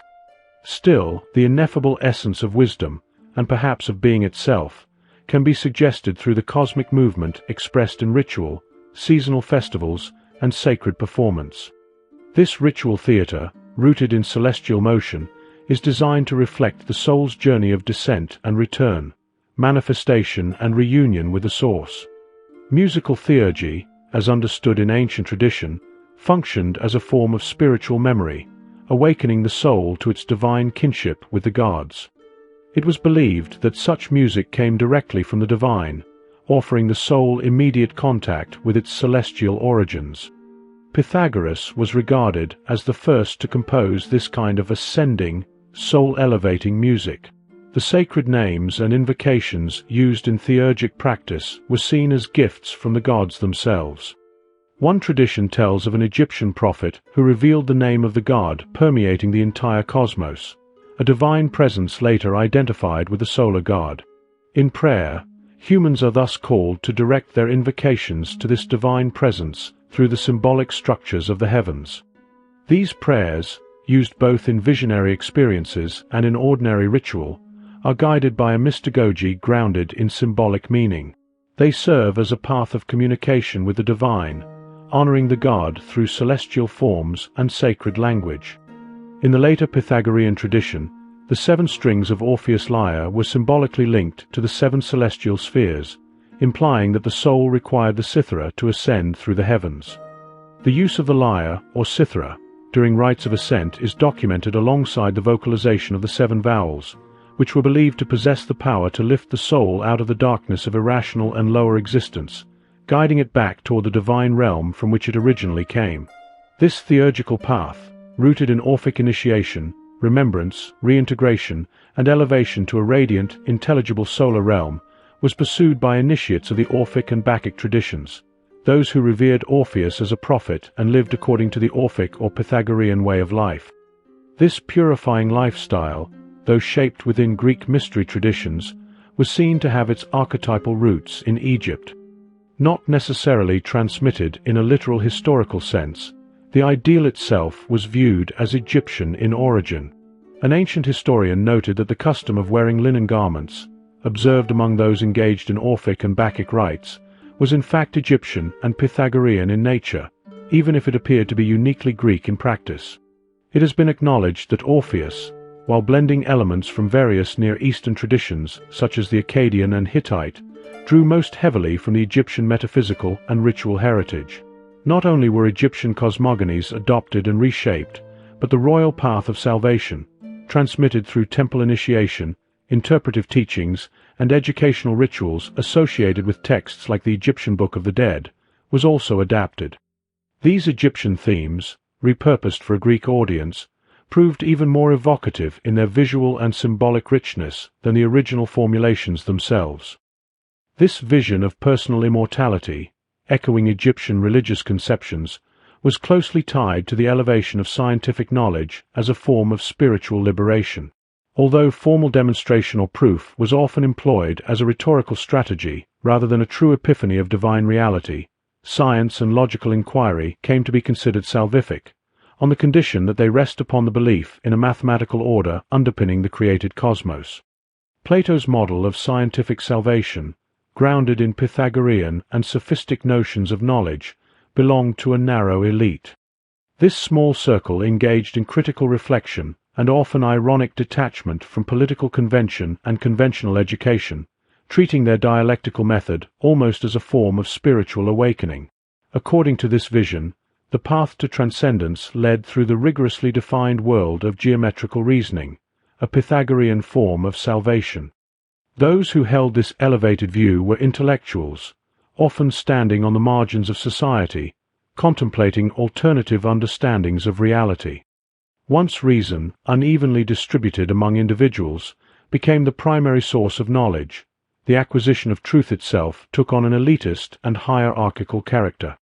It followed that disciplines built on Parmenidean methods, such as mathematics and theoretical physics, would adopt an increasingly exclusive and authoritarian structure. Their practitioners began to form tightly organized communities, such as philosophical schools and certain monastic groups, defined by internal equality but marked by a strict separation from the wider world. In contrast to the Homeric worldview, which valued bodily life and viewed the soul as a mere shadow or simulacrum, the esoteric teachings of Orphic and Egyptian-inspired traditions radically reversed this perspective. Now it is the soul that endures, understood as a manifestation of divine spirit, whether referred to as daimon or God. This soul, often depicted as a winged being, is the breath and living image of divinity, and it alone originates from the gods. It represents an image of life that remains dormant during ordinary bodily consciousness, only awakening when the body sleeps, revealing future events through prophetic dreams. The soul is regarded as a fallen daimon or a divine spark of Dionysian origin, imprisoned within the body, which is likened to a tomb. Within this material confinement, the soul enters the cosmic cycle of elemental change. It is the pre-existent, immortal subject of knowledge, undergoing a series of incarnations. These bodily lives are seen as punishment, trials, or simply as the result of forgetfulness and ignorance, or even divine play. The soul's highest aim is liberation from the cycle of worldly suffering, symbolized by the formula life, death, life. This path leads toward the eternal noetic day associated with Ra or Helios, signifying the restoration of its original divine identity. This deliverance is made possible through the cathartic rites of Dionysus Bacchios, while the goddess Persephone plays a decisive role in determining whether the purified soul, having paid for its misdeeds, may enter the realm of the blessed. The final goal is to escape the torment of reincarnation, reach the divine realm, and exchange mortal condition for a godlike state. This view is echoed in the teachings attributed to Socrates, who draws from the Orphic and Pythagorean tradition in presenting the idea of recollection, a process experienced by divinely inspired seers and poets, based on the distinction between the immortal soul and the mortal body. Such ontological dualism is paralleled by an epistemological one. There are two distinct modes of knowledge. The soul grasps eternal forms, constituting true knowledge, while the senses apprehend only the transient world, resulting in mere opinion. The soul's capacity to know imperishable forms implies its own imperishability, according to the principle that only like can know like. The soul, in contemplating the forms, is likened to a temple prophet beholding the living statues of the gods. The inner eye of the seer is awakened to the divine light, reflecting the active principle within the visible manifestation of the deity. This light is symbolically embodied in sacred statues, such as those representing Ammonius, which are believed to act in response to ritual, with a cobra-like uraeus representing the solar eye of divine awareness and the principle of truth and justice. At the culmination of the rite, even the priest refers to himself as both a soul and as the goddess Sekhmet, prepared to embrace the animated statue in full awareness of the divine presence. The Platonic self envisions the forms only when it is no longer bound by the limitations of the mortal body, either following death or through a state of inner separation achieved during life, made possible through initiatory rites inspired by Osirian tradition or through philosophical contemplation. This process of separation, whether telestic or dialectical, is essentially an intellectual passage. It resembles entering the solar bark of Ra and rests on the understanding that knowledge within the body reflects the higher, disembodied intellect of the divine. Thus, only through detachment from the physical and ascent toward the stars, toward the archetypal unities, does one recover their true divine essence, their real being, and attain a form of Gnostic immortality. This state is marked by a contemplative knowledge that transcends the senses. In this light, the ideal knower, for Plato, is the soul freed from the body, much like the Egyptian bar transformed into a luminous noetic being. Socrates, in his final teachings, presents an Orphic vision of the afterlife, where the soul's fate is determined by its nature rather than the body, for it is the soul alone that stands before divine judgment.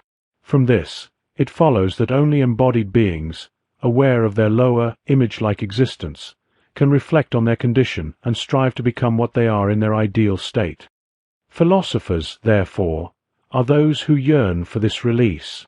They seek to become luminous noetic spirits, participating in the rebirth of the solar deity and sharing in the divine victory of light. This transformation is both metaphorical and real, achieved through a kind of epistemological initiation. The philosopher's soul reaches truth by reasoning, separating itself from the body's distractions. For the impure cannot unite with the pure, as the pure is untouched by defilement. Therefore, if wisdom and true knowledge exist anywhere, they belong to the dead, to those who have undergone symbolic death and become just souls, capable of seeing the divine and understanding its mysteries. In this way, the initiate attains the vision of the divine, as taught in later mystery traditions that inherited many of their principles from ancient Egyptian views of death and the afterlife. All parts of the transformed being, like the restored eye of Horus, are identified with divine powers and together form an idealized icon, a perfected image of Osiris, thus becoming fully divine. Though the word ark is written with the symbol of a crested ibis, associated with Thoth and his telestic wisdom, the ark is typically not shown as a bird but as a mummy, an idealized soul body which visibly manifests the archetypal form. A person attains the state of ark only after death. In descriptions of the afterlife, there is a clear distinction between the blessed dead, those who have become ark, and the condemned. The word ark, related to the notion of illumination, is often translated as transfigured one, indicating a transformation achieved through ritual processes that elevate the soul into a luminous state. In this transformation, the knower becomes what is known, taking on the light of the intelligible. The idealized body of the initiate, even while still alive, becomes equivalent to the Osirian mummy, a tomb-like container capable of receiving the divine ba. In this understanding, the tomb serves as a symbolic womb, echoing the primal mound of creation. The philosopher, enclosed within this alchemical tomb, becomes the vehicle of his own transfiguration into the divine ark, much like the primordial being emerging from the cosmic egg. This does not mean becoming something alien to oneself, but rather recovering the true noetic identity, moving from deceptive appearances toward authentic being, from the changing world of dissimilarity to its eternal, paradigmatic likeness. In this light, renouncing worldly attachments and practicing philosophy is a kind of metaphorical dying. It is through this symbolic death that one becomes aware of oneself as a living metaphor for true reality. This recognition is identical with the formation of an ideal self, as far as such a thing can be realized in bodily existence. Plato holds that only the rational part of the soul perceives the forms, and only this part is immortal. In his mythic language, it is the charioteer who can gaze upon and be nourished by the eternal noetic realm that alone truly exists. His view of the soul's immortality, its journey through cycles of reincarnation, and its eventual salvation through recollection and philosophical ascent is an inseparable part of his vision of philosophy as an erotic pursuit. The lover of wisdom strives to imitate the forms, shaping himself in their likeness and realizing his essence by identifying with the immaterial. By becoming like the intelligible form, the philosopher becomes one rather than many. For Plato, This transformative journey unfolds over vast cycles of time, but the philosopher stands apart due to his continuous devotion to the forms. While others must undergo long periods of return, trial, and wandering through various incarnations, some human, others not, the philosopher completes his cycle more swiftly. His soul, unlike others, regrows its wings, enabling return to its true, divine origin. The Platonic understanding of transmigration and the soul's journey through successive lives is often disregarded by modern thinkers, who see it as a strange relic from the ancient world. Its possible Egyptian roots remain uncertain. Ancient authors, when confronted with Egyptian theological concepts involving transformation and the miraculous powers of the soul, often misinterpreted these ideas as evidence of a belief in the literal transmigration of souls from one body to another. Yet, in its Platonic form, this vision is part of a much broader soteriological framework. It merges the Egyptian notion of a noetic, astral, and solar immortality, once reserved for royalty, with Babylonian and Assyrian astronomical traditions, and possibly with Indian paths of spiritual perfection found in early ascetic and philosophical teachings. This synthesis forms a view of reincarnation far removed from what is found in Homeric epic or the traditional Greek religion, which offer no such cosmological vision of the soul's return and release. Instead, the concept of reincarnation seems to have entered the Greek world through Orphic traditions, portraying the soul as a divine exile that journeys through the changing forms of nature. This soul, fallen from its divine origin, moves through all states of being in search of return. It seeks reunion with the divine not through sacrifice or prayer, but through ascetic practice, sacred rites, and philosophical purification. The goal is liberation from the endless cycle of birth and death, a return to the company of the gods. This vision finds echoes in early Pythagorean and Eleatic thought, where the divine justice that governs rebirth may reflect the same principles of cosmic order found in Orphic theology. The philosopher's task, then, is to pursue a kind of peace that can only come through release from reincarnation, a state of liberation achieved while still alive. To awaken to the inner presence of the divine, directly and without delay, is to accomplish a miraculous escape from the cycle that governs the cosmos. This awakening does not depend on the completion of cosmic time, nor does it follow the usual laws of necessity.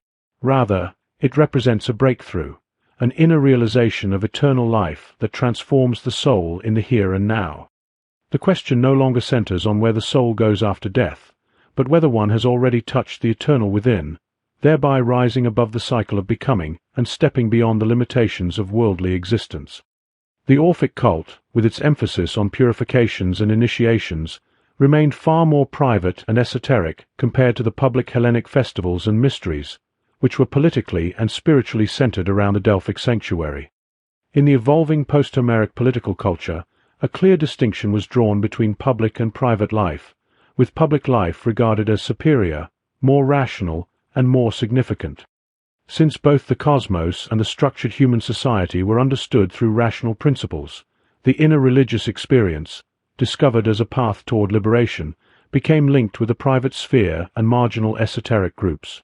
Figures such as Orpheus and Pythagoras responded, to varying extents, to the growing demand for logical thought. Both emerged less as historically verifiable individuals and more as symbolic authorities. Each introduced new knowledge concerning the afterlife and fresh cosmological theories, which carried a more scientific tone than older traditions. Their teachings, alongside accompanying dietary restrictions, emphasized the division between initiates and the wider uninitiated world. Notably, both rejected animal sacrifice, a central rite of traditional religion. Consequently, the deeper layers of religious life became associated with a private, non-political domain, removed from the civic demands of the polis. Both ritual initiations and theological beliefs were transformed into matters of personal choice. This interiorized spiritual life was then fully devoted to religious purification or particular philosophical practices. Similarly, innovative philosophical developments, such as those of Parmenides and Plato, were cultivated by a small esoteric minority among Apollo's followers, dissenters, and reformers. In this context, both the ritual path of elevation and the dialectical ascent aimed toward the same ultimate goal, the transcendent yet immanent presence of divine self-identity. Moreover, Plato is seen as having inherited and adapted certain key ideas: the Pythagorean concept of an eternal order underlying the sensible world, expressible through number, harmony, and geometry, and the Orphic Pythagorean belief that the soul is a fallen god, imprisoned within the body, pre-existing birth and capable of realizing its divinity after death. The initiates, who called themselves bcause, regarded Orpheus as their prophet, presenting him as a divine messenger revealing truths about the soul, life after death, and salvation. Orpheus was therefore seen as the originator of the soteriological rites of Dionysus Bacchios, who sends a telestic frenzy that unmans the supplicants, and Dionysus Lugios, who liberates from madness and transmigration. These liberating rites focus on purification, understood as an art of separation. It is proposed that the Bacchic and Pythagorean strands of Orpheism likely arose as parallel developments from a shared origin. Additionally, a conceptual link is suggested between Pherecydes of Syros, the renowned seer who advanced the theory of metempsychosis and is credited with compiling the Orphic poems, and Pythagoras. Fragments of Orphic teaching survive on golden leaves and plates, which served as guides for the Orphic preparation for death, comparable to the Egyptian paideia offered by the priests of the House of Life. These Egyptian officiants composed, recited, and ritually enacted the Book of the Dead. In Egyptian thought, death is a passage to true life in the realm of Aku. Like the nocturnal sun god Ra, the deceased philosopher king is transformed into a scarab and a child encircled by the Uroboric serpent, described as one who burns millions. Egyptian Hermetic illumination and regeneration appear as the mystery that saves, with a central theme being the noetic vision, following an ancient cosmic journey model that is ultimately an inner journey. According to Egyptian belief, both humans and gods originate from the all-encompassing deity, the One alone. The gods emerge from Atom's sweat, while humans come from his tears. These primordial humans are likely referred to as clients, a term meaning those who initially form the noetic community, the primordial saints. In this regard, they are contemplators and knowers, akin to philosophers, standing below Atom-Ra after heaven is elevated and the gods are separated from fallen humanity at the close of a golden age. As embodied beings whose purpose is to restore the perfect state of solar contemplation, humans are regarded as oracular creatures, for whom the world was created as the theurgic theatre of the divine eye. Creation is enacted or continually performed, first by the thinking heart, intellect, then by the speaking tongue, logos, and finally through writing or drawing, the sacred inscriptions of divine speech.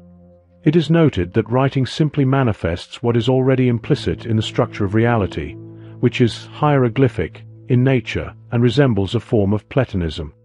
Plato interprets the visible world as an infinite material reflection of a finite set of immaterial ideas, while the Egyptians see the visible world as an endlessly ongoing series of productions faithfully following an original finite set of archetypes, a set also represented by the hieroglyphic system. To be restored as the hieroglyph of the eye signifies entering the solar bark of Ra and joining his all-encompassing noetic contemplation through the life-giving rays. A similar claim is expressed in an Orphic text on a golden tablet from a Thessalian grave, stating, "Now you have died and now you have come into being, O thrice happy one, on this same day. Tell Persephone that Bacchios himself has set you free." The blessed deceased transcends into the realm of divine being as the mortal body perishes. They are invited to the sacred symposium of the gods to partake in eternal drunkenness, a phrase ironically noted by Plato. This drunkenness, in the presence of the redivinized Orphic saints, corresponds to the noetic bliss of the Osirian blessed ones, those who have received a gift of memory. These blessed ones appear as Ok in the court of Ra, where the bar of the deceased moves forward in hope of perceiving the future and receiving knowledge from the gods. The Egyptian goddess Hathor guides the ascent to heaven and is portrayed as rising in turquoise from the eastern horizon. She embodies ecstatic drunkenness, dance, and music, yet her essential form is the fiery eye of Ra, acting as the agent of the god's power.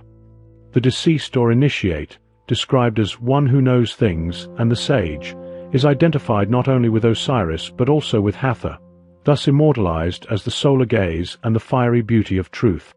In Greece, figures such as Orpheus, Linus, Musaeus, and other revealers of mysteries proclaim the path of salvation, presenting figures like Persephone, Kore, and Dionysus as saviors of humanity.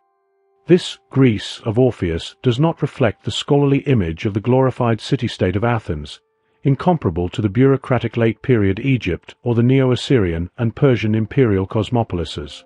Instead, Orpheus belongs to the world of wandering demiurgoi, performers of purifications and initiations, seers, singers, and healers, capable of uncovering the ancient guilt. This ancient anthropogony tells of a primordial sorrow inherent in humanity, described as the ancient grief of Persephone. When combined with doctrines of transmigration and ascetic living, it could have formed the foundation of a religion of salvation. Seers and magicians claimed the ability to restore an imagined ideal state of harmony, governed by a universal law, akin to the Vedic concept of Vedha, a unifying principle that animates all parts into a cosmic whole, like the chariot of truth drawn by divine twin horses.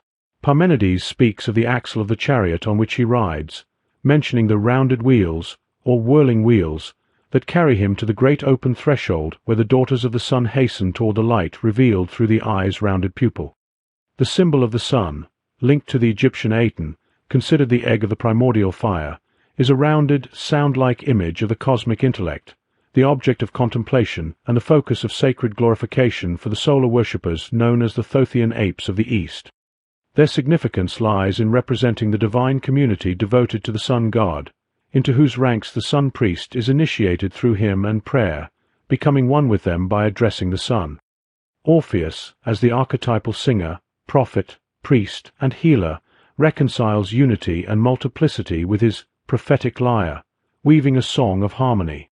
Later Byzantine tradition describes the divine logos as producing miraculous music through an instrument called the iynx of resonance, a term referring both to a magical wheel and a bird that can charm and attract the human soul. These yunges, sometimes called the tongues of the gods, are four-spoked wheels made of brass, iron, or gold, suspended in temples, capable of producing a seductive sound reminiscent of the sirens. They serve as instruments of the divine voice and play a crucial role in theurgy, a practice regarded by some as a form of Platonic mysticism, where the sounds generated by these spinning wheels were believed to influence not only individuals and earthly objects but also the celestial bodies.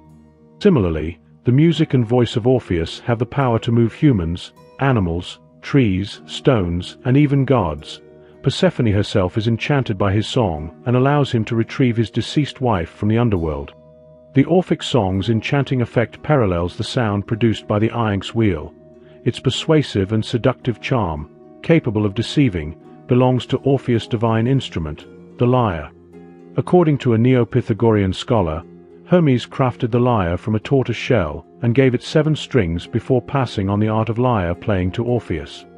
Orpheus then taught several notable figures, including those who built Thebes with 7 gates inspired by the 7 strings of the lyre. When Orpheus was killed by Thracian women, his lyre was cast into the sea, later found by fishermen and carried to Terpander, who took it to Egypt. Within the Orphic Pythagorean tradition, music, divination, and medicine are united in a contemplative harmony that embodies the concept of yoking and joining, comparable to the Sanskrit ideas of yoga and yuj, terms describing the harmonic connection between string and instrument and the changing harmonic states of the instrument as a weapon. The extension of Ananke's arms throughout the entire universe parallels the vastness of Nut Hathor's cosmic body. In one of the many late Orphic cosmogonies, the golden chain, drawn from an allegorical reading of the Iliad, symbolizes the divine unity of the cosmos. Zeus pervades all things, making them one. This unity is captured in a concise but powerful Orphic theological hymn: one Zeus, one Hades, one Helios, one Dionysus. Damascus refers to Linus, the mythical singer and hierophant, said to be the son of the muse Urania, and Pythagoras for the doctrine that everything is one. The lament from Linus' poem, as quoted by Stobaeus, expresses this unity. Through discord all things are guided through all. From the whole come all things, and all things return to the whole. All things are one, each part belongs to all, and all reside in one. From a single whole all things emerge, and in time all will return to that unity, which is simultaneously one and many.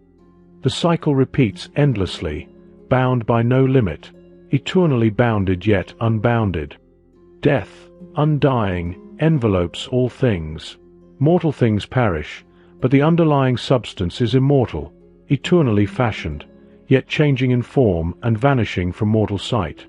Some Orphic theological accounts and the sacred oracles of night provide mythical prototypes for the philosophical visions of Parmenides and Empedocles.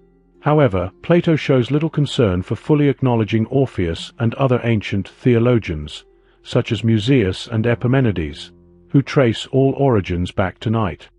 Since the ultimate boundary resembles limitless transcendence, the darkness of the Orphic night and the primeval ocean in the Heliopolitan Theogony symbolize the supranoetic, ineffable, formless, and unstructured source from which the light-like intellectual order arises.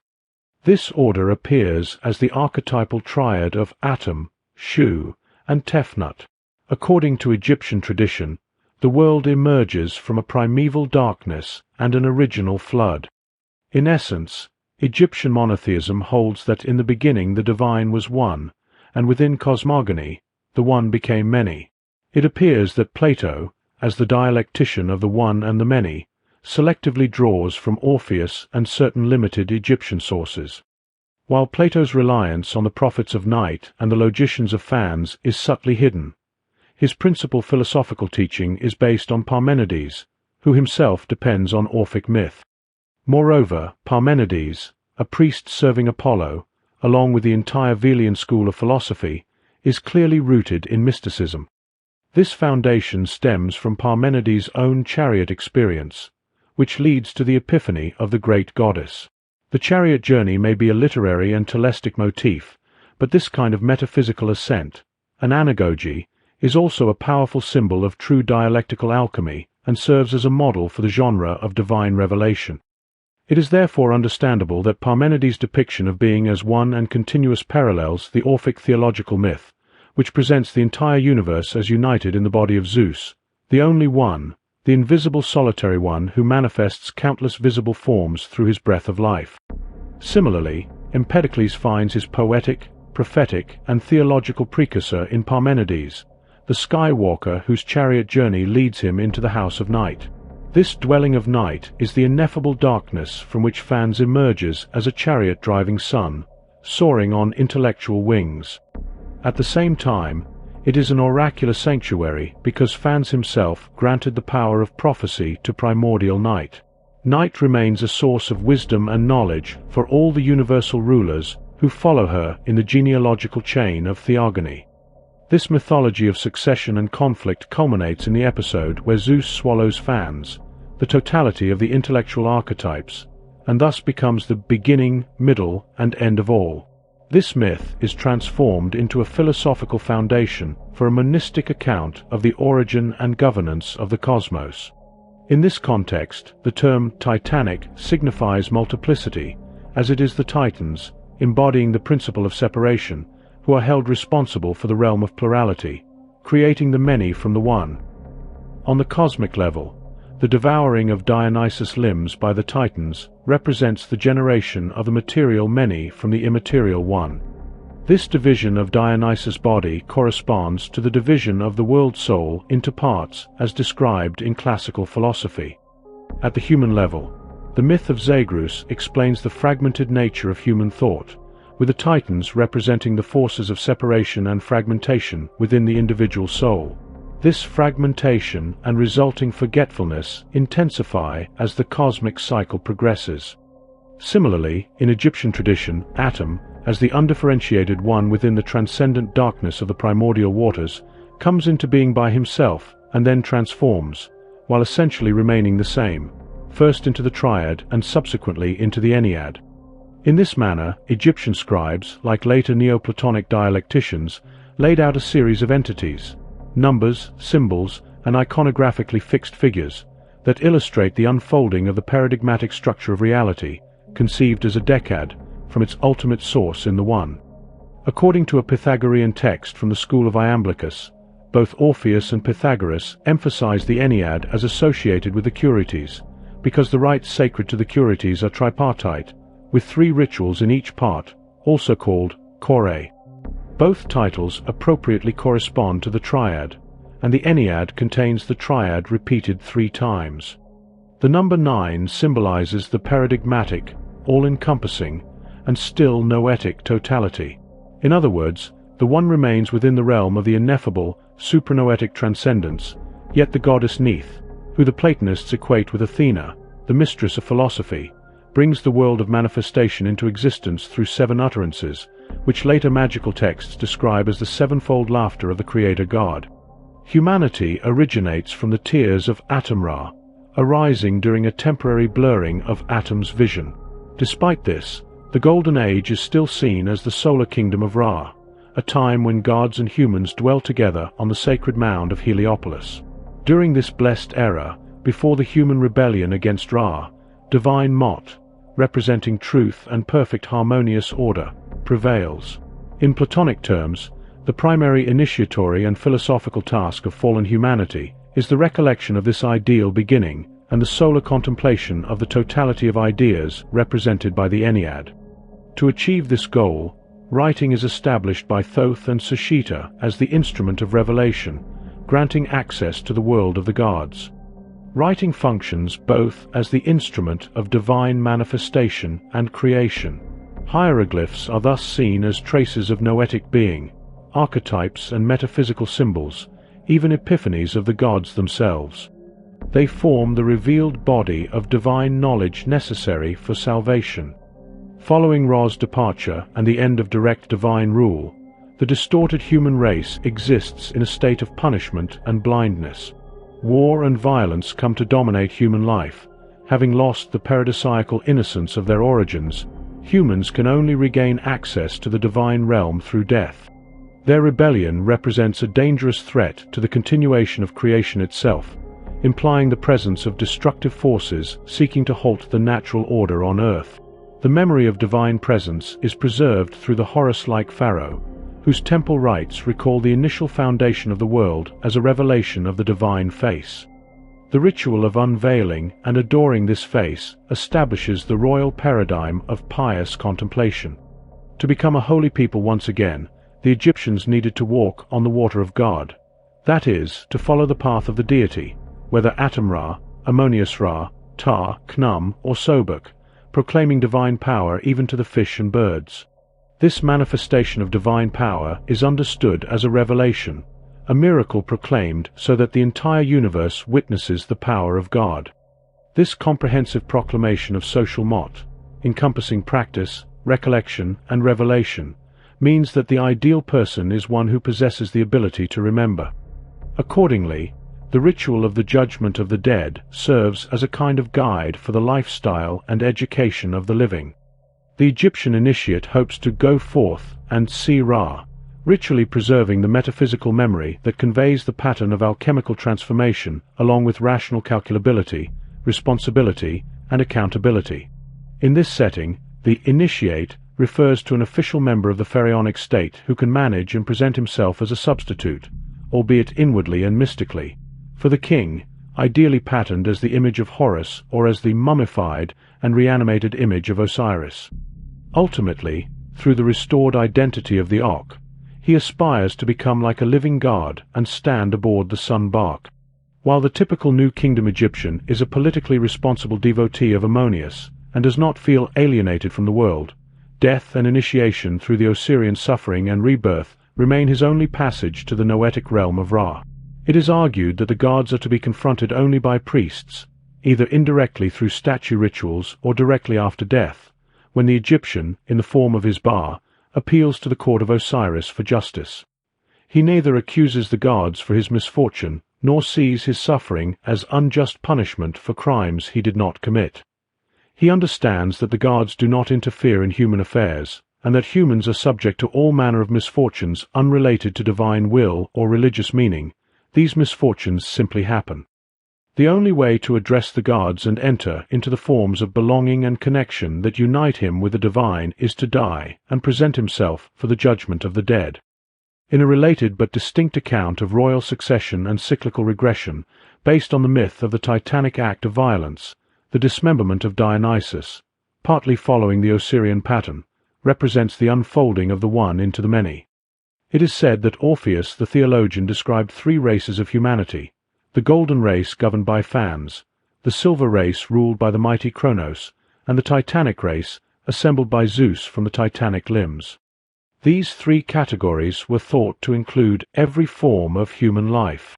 Another version appears in what is known as the rhapsodic theogony, contained in a series of sacred poems called the Rhapsodies.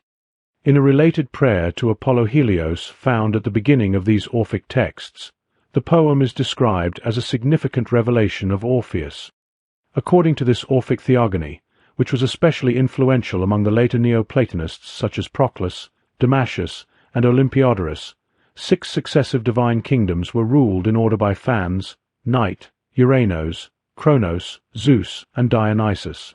In this account, Fans rules before Night, and his reign, understood both metaphysically and as a mythic model of perfect governance, bears some resemblance to the reign of Ra.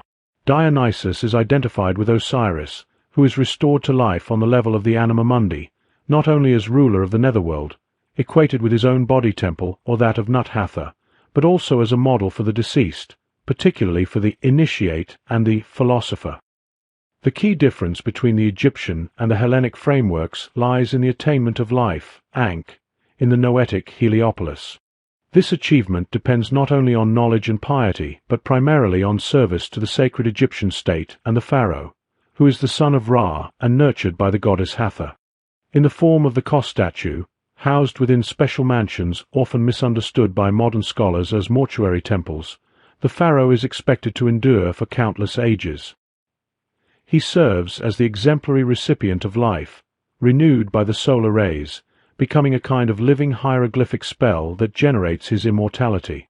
Through this, he reveals the theurgic path to his initiates, namely the bureaucratic and priestly classes. In this role, he embodies the death-defeating immortal Horus, the golden falcon. As noted by scholars, ordinary Egyptians came to understand themselves and their transcendent aspect of life by following the pharaoh's journey through the underworld, with the afterlife becoming a reflection of the self. Because true and eternal life begins, or more accurately, is regained, only through death, the term Anku, meaning the living ones, carries a dual significance. It refers both to those alive on earth and to those living in the hereafter. The way Plato describes the forms closely echoes the revelations found in Parmenidean and Orphic traditions. This should not be dismissed as an anachronistic, Platonic interpretation of Parmenides, as some modern scholars of Hellenic philosophy might suggest. Parmenides' otherworldly journey to the place where all opposites converge or are transcended parallels the journeys of Heracles and Orpheus. As noted by some scholars, people tend to flee from death and, by extension, from wisdom itself. Yet Parmenides' journey moves in the exact opposite direction, a call to die before you die, to cease living only on the surface of oneself. This is the core insight he points toward. It is therefore unsurprising that Parmenides articulated the epistemological and ontological categories that would become fundamental to Platonism. A deliberately pro-Platonic interpretation of Parmenides' concept of the unmoving heart of well-rounded truth was common among later Platonists. For this reason, Plato's reception of Parmenides is crucial for any historically relevant understanding of the Parmenides poem itself. This is suggested by the myth in Plato's Phaedrus, where the soul is compared to a charioteer guiding a pair of winged horses, an image reminiscent of the winged horses of Fans. Some scholars have rightly connected Plato's image of the chariot with similar images found in the works of Orpheus and Parmenides. Criticism of views denying any such connection to the soul chariot image in Parmenides is often rooted in failing to recognize the parallels between Parmenides' proem and Orphic accounts of the initiate's afterlife experience. Regarding Plato's depiction of the forms in language reminiscent of Parmenides, It has been argued that both the Phaedrus and Republic myths incorporate certain Parmenidean and Orphic elements within a revelation of pure being. This revelation parallels what is found in Parmenides' ascent. Each such revelation in the Republic occurs only after the soul's journey to a heavenly or even higher realm. If Plato's myth of air draws on Parmenides, then it supports reading Parmenides' proem as an account of an ascent or vision. Because the proem contains imagery closely related to the post-mortem experience of the Orphic initiate, it is natural for Plato to interpret it as describing Parmenides' own afterlife vision, or something similar, such as a dream. The connections between Parmenides' proem and Plato's myths likely go beyond merely sharing a common source in Orphic and Pythagorean eschatology. Parmenides appears unique in offering a model for both the content and conditions of the soul's unfettered vision of being. The theoretical aspect of this post-mortem vision aligns with Plato's view that learning is essentially a process of recollection. This integration of the theory of recollection and the theme of revelation is most evident in the dialogue Phaedrus. For Plato, learning is essentially recollection, and this recollection constitutes a form of knowledge that is neither propositional nor representational, an infallible understanding of the forms. This knowledge belongs to ideal knowers, often likened to gods, who enter the divine constellation through dialectic, ritual practice, or after death. The process of mystagogy, imagined as recollection, resembles a dialogue between one who loves knowledge and a deity who reveals it, such as Thoth in the Egyptian book of Thoth.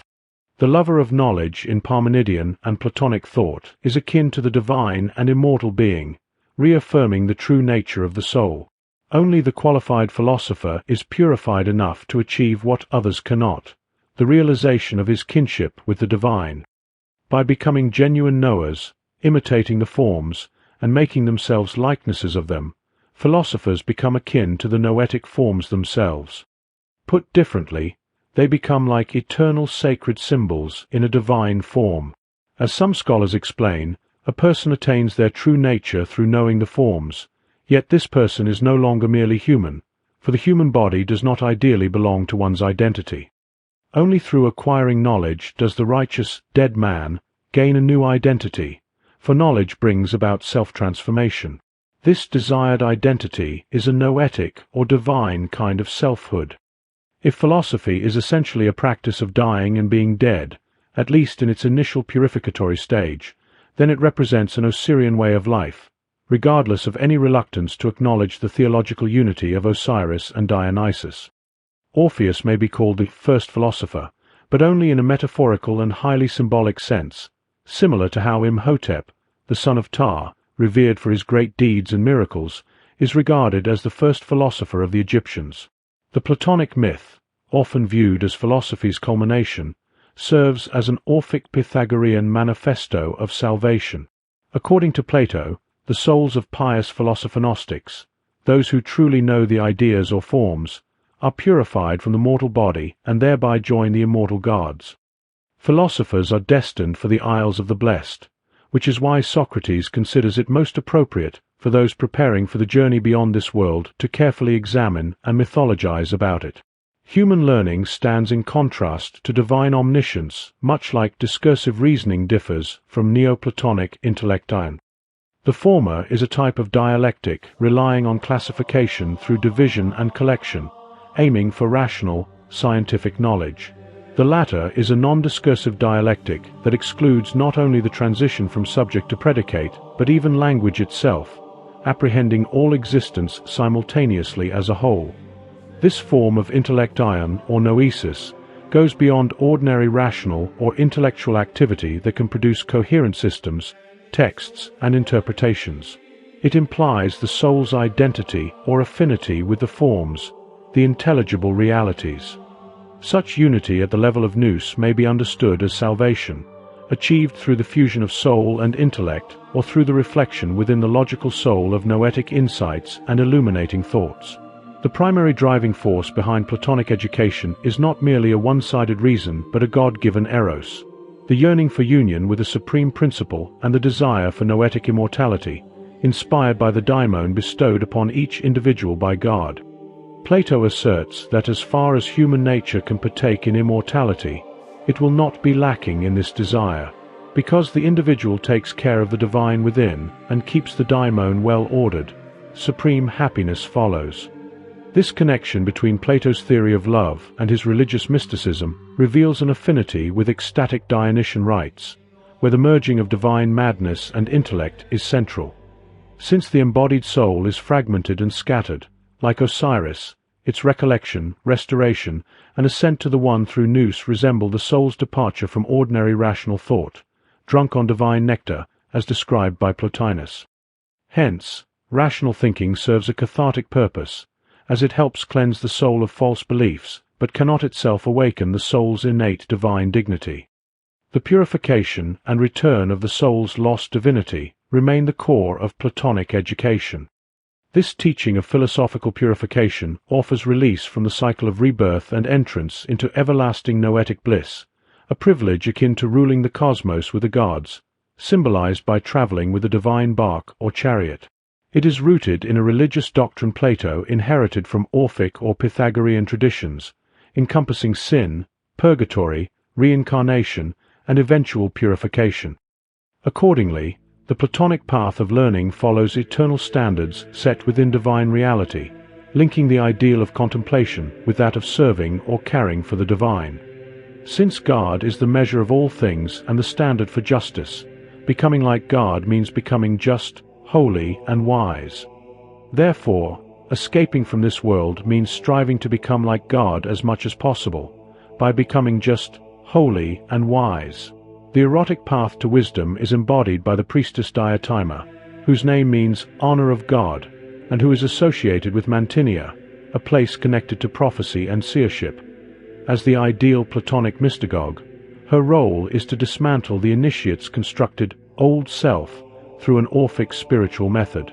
This approach leaves no ideology untouched, revealing that mind and body arise together as interdependent constructs. Self-identity gradually fades in the flow of memory, while consciousness vanishes without a trace of its former contents. The lover of wisdom, ascending upward, aspires to partake in absolute beauty itself, not merely to arrive at a clear definition through dialectical techniques of division and collection, like a priest dissecting a sacrificial animal. The soul of the dialectician gains the ability to see the truth only upon reaching the ultimate boundary of the intelligible. Yet, the dialectical process, an exhaustive procedure involving careful division, collection, and definition, is regarded as a divinely revealed path, a gift from the gods to humanity. Plato insists that true knowledge cannot be attained by mere reasoning alone. Rather, one must be inspired, enamored, by the godly method.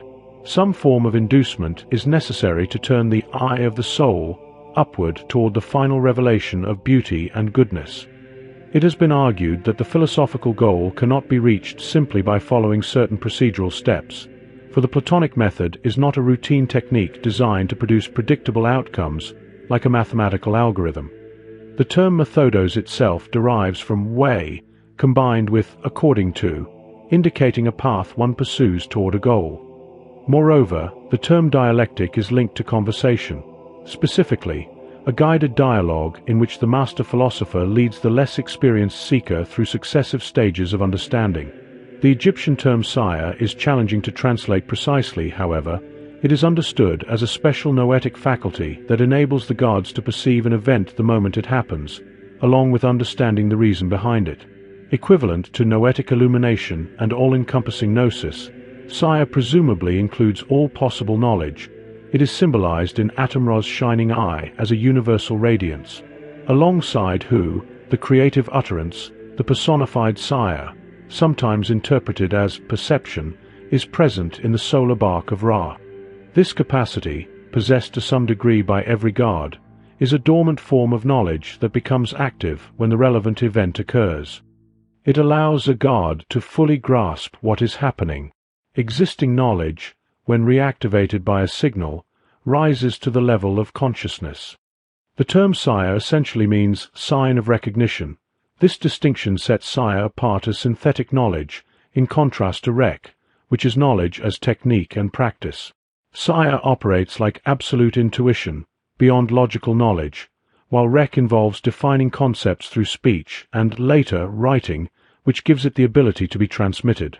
Yet, rec does not merely denote discursive or scientific knowledge. In many contexts, it represents the initiatory gnosis required for reaching the divine realm, the shore of the great island, and for appearing as a god. In the Egyptian demotic book of Thoth, the disciple to whom the god of wisdom reveals various types of useful scribal, theological, and scholarly knowledge is called the lover of wisdom, mer-rec, equivalent to the philosopher in its original Pythagorean sense. Scholars have noted that the role of the mer-rec raises issues of initiation and mysticism, since one of the mer-rec's goals is to participate in alchemical transformations, rituals, liturgies, and hermeneutical events, in the duat, and ultimately to join Ra in his solar bark. This Egyptian parallel to the Greek philosophers is rare outside the Book of Thoth. The mer-rec is understood as the aspiring student or scholar desiring initiation into the wisdom of Thoth, maintaining a close relationship with the deities, with Thoth treating him almost like a son. The dialogue between the one known as Hezeret, Thoth, and the mer-rec follows the pattern of an initiatory underworld conversation found in New Kingdom literature. The Platonic dialogues also reflect this structure. Although the demotic book of Thoth may have been composed after Plato, its themes and ideas are rooted in the Ramesside theological concept of rec. Within the framework of priestly mystagogy, Imhotep, the chief lector priest of Heliopolis, was revered as the ideal sage and bearer of knowledge, recollection. He stands as a model for all later Egyptian philosophers, for although called the son of Ptah, he was mortal, whose bar ascended to heaven and became divine. Imhotep thus represents the ideal initiatory death and transformation that every mer-rec aspires to achieve. There is a persistent Gnostic emphasis on knowledge, especially secret knowledge, through which salvation and redemption are attained according to the Egyptian tradition. The dialectical exchange in the Book of Thoth, preserved in fragments, likely takes place within the mandala-like House of Life and is dramatized in connection with divine festivals, a setting also reflected in certain Platonic dialogues.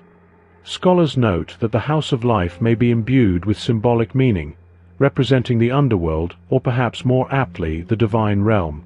The author of the Book of Thoth often uses metaphorical language. Mastering scribal knowledge is portrayed as mirroring the deceased's struggle to achieve rebirth. In this dialogue, the mer-rec praises Thoth for his guidance and expresses hopes resembling a spiritual rebirth. He offers praise to Thoth or Imhotep during the festival of Imhotep, declaring his wish to join their company, become a seer, and worship Seshet. The mer-rec also proclaims personal experience and understanding of events, such as Thoth's victory over the enemies of Ra in the underworld.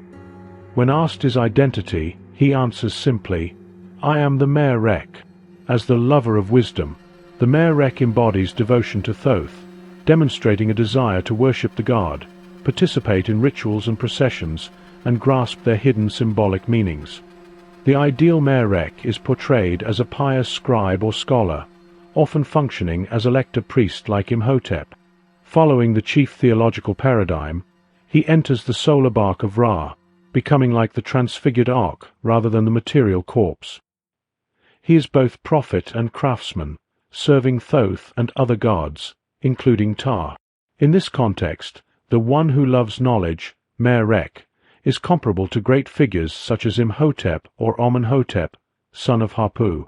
Egyptian scribes and religious scholars, those devoted to the sacred books, regarded as manifestations of Ra, aspire to be united with Amenhotep and Imhotep in the afterlife. These holy books, which include hieroglyphic and hieratic compositions of texts and symbolic images, as well as statues, reliefs, sanctuaries, and tombs, are fundamentally solar in nature. Consequently, the souls of Ra are often portrayed as the crew aboard Ra's bark, highlighting the intimate connection between prophecy and writing. The Egyptian verb ser means to show or announce, thus to prophesy. When the mer-rec receives instruction from he who praises knowledge, Thoth, prophecy essentially becomes revelation and the reception of philosophy, understood here in its original etymological sense as the love of wisdom. The Lord of the souls of Ra acts as the messenger of prophecy, while the servant of Thoth is the recipient of the prophecy that Thoth delivers. Therefore, the Merek is both writer and reciter, following a divine command to proclaim, reminiscent of the Quranic injunction, "Come you, O craftsmen of Isin, O praised one of the heart of Ra, may he cause that you recite." The Book of Thoth refers to a chamber of darkness and speaks of a lamp of prophecy. Its dialogues may be staged as initiatory dramas performed by priestly actors. The Merek is often described as a youth, analogous to the Hellenic Apollonian Kouros or the Arabic Fata. He hopes to take part in rituals of the divine realm and to become among the blessed deceased in the company of Thoth and other gods, thus emphasizing the secrets of his patron Thoth and the related knowledge of the Osirian underworld. Accordingly, the Merek strives towards spiritual rebirth. Scholars have noted that in the Book of Thoth, the Merek, whether priest or student, undergoes a form of initiation and spiritual renewal. The knowledge imparted is deeply connected with the underworld, though not exclusively so. This process likely occurs while the Merek is still alive, within the temple's house of life, and probably in connection with sacred festivals. Entering the temple and house of life is simultaneously conceived as entering the underworld or the divine otherworld. Through ceremonies akin to the opening of the mouth ritual, the disciple attains a kind of rebirth, which culminates in the recitation of hymns to Imhotep, Thoth. The knowledge, Rek, thus prepares the initiate for passage into the beyond. It is noted that inspired Orphic poetry held a special religious status from the era of Socrates and earlier, continuing through to figures like Damascus and the holy Serapion, who possessed and read almost nothing except the writings of Orpheus. It is therefore not surprising that Orpheus came to be simply known as the Theologian, in much the same way Homer was called the poet. Homer, as a privileged mythical authority, provided the Greeks with a highly selective and largely fabricated sacred map of heroic Greece, consciously shaping their collective memory with a language never spoken by any living person. This altered portrayal of the heroic past, along with its shadowy afterlife, was codified in Athens during the 6th century BCE and established the foundation for an initially aristocratic pan-Hellenic unity and an asserted theological continuity within their worldview. Naturally, the Homeric poems were often interpreted as philosophical allegories by Pythagoreans and Stoics. Proclus defended Homer by connecting his poetry to the god Apollo and insisting that the Homeric verses evoke transcendent realities. Under these circumstances, a symbolic mode of representation becomes essential.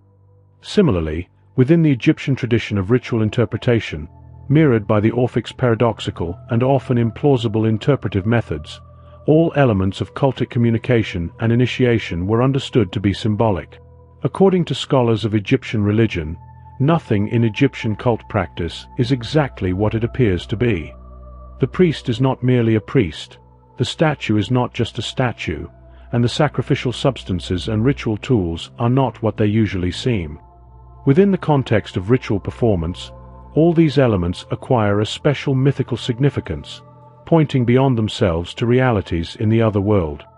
Everything in this sacred drama becomes a kind of hieroglyph. The more that required interpretation, the more mysterious and arcane the rite became. This dialectic between interpretation and the concealment of meaning created a cultural division between the superficial religious practices, which could sometimes seem absurd, and a deeper religious philosophy. This deeper structure ultimately developed into Hermeticism, where the sacerdotal science of Egyptian paganism and the philosophical religion of Neoplatonism converged to form the final phase of Egyptian religion. Following the period commonly referred to as the Homeric Age, or perhaps even overlapping with it, a profound transformation took place in the Greek understanding of the soul and its relationship to the body. This change coincided with the cultural revival in Egypt known as the Sate Renaissance, and with Egypt's sacred war against Assyria, in which Greek mercenaries participated. At this pivotal moment, Egypt began to systematically revive and formalize ancient models from its own past, codifying cultural norms based on what was considered eternal patterns. This return to ancestral ideals later found structured expression in the political and religious framework outlined in Plato's laws. This rediscovery of antiquity led Egypt to elevate its own distant past to the status of a normative standard. More thoroughly than in earlier dynasties, Egyptian elites, especially kings, sought to imitate revered ancestors, traveling to and replicating the monuments they left behind. This wide-reaching return to earlier models became a cultural revolution that permeated every aspect of Egyptian life. Given these developments, it is misleading to imagine that Greek society suddenly and spontaneously began to question its traditional cosmology and anthropological assumptions. The idea that the Greeks independently started exploring the metaphysical foundations of physical reality and distinguishing between bodily and spiritual life emerges as a modern projection. In reality, various cultic groups began incorporating rituals and inward spiritual practices that sought to liberate what had now come to be understood as the immortal soul. These efforts followed, often with the fervor of recent converts, the theological and salvific patterns already established in Egyptian religion. The sacred path once taken by Egyptian initiates to reach Osiris, a journey grounded in the hope that death does not equate to total annihilation, was reimagined in Greece as a mystic road to Rhadamanthus, symbolizing the soul's release from the body. This separation from the perishable, diminished mortal form could be ritually anticipated or even enacted through the mystical symbols present in Dionysian initiatory rites. Accordingly, an Orphic golden tablet addresses the departed, whether they have died physically or undergone a philosophical transformation, or are still in the process of absorbing eschatological teachings, with the words, "Happy and blessed one, you will become a god instead of mortal." Initially, the Orphic teaching of salvation was a secret doctrine, perhaps viewed by the more traditionally minded Greeks as implausible or even absurd. The language of secrecy was structured in such a way that each hidden truth, even if only a symbolic construct, required eventual revelation, while simultaneously affirming that the mystical reality of the initiation could not truly be conveyed through language alone, but only experienced through ritual participation. In this setting of structured practices and social orders, secrecy was not about hiding dangerous or privileged knowledge in the way later Western ideas imagined, with their fascination for hidden societies and private mystical experiences. Instead, secrecy functioned to establish and maintain social boundaries. For those within the initiated circle, ritual practices, distinctive symbols, and solemn declarations of secrecy needed to be preserved and transmitted in order to sustain their community as one bound by a shared sense of sacred truth. It is clear that the groups who took part in various festivals and practiced telestic rites, rituals meant to mirror sacred celebrations, were not the so-called secret societies imagined in Masonic fantasies, nor were they esoteric centers in the way that later post-Hegelian theosophy would conceive of them. Theories about clandestine powers of evil operating through history and conspiring against divine providence reflect more modern paranoia than ancient reality. Some scholars have analyzed this syndrome of secrecy as it appears within particular textual communities, focusing on how they distinguish between hidden, unofficial knowledge and public, authoritative understanding. This cultural divide, between Athens and Jerusalem, created a kind of intellectual schizophrenia that reimagined the world itself, following Egyptian and Babylonian scriptural traditions, as a vast esoteric text open to sectarian interpretation. Such literary communities crafted alternate realities through their writings. These textual societies not only dismissed the external world as spiritually barren, but also set themselves apart by grounding their authority in revelatory texts. Unlike earlier oral traditions and local religious groups that might have sought protection through secrecy, these literate movements did not fear the surrounding world. Their aim was more ambitious. They sought to assert control and mastery over the entire cosmos. Religious movements like early Christianity, which initially portrayed outsiders as hostile forces, eventually adopted practices such as exorcism to assert their own universality.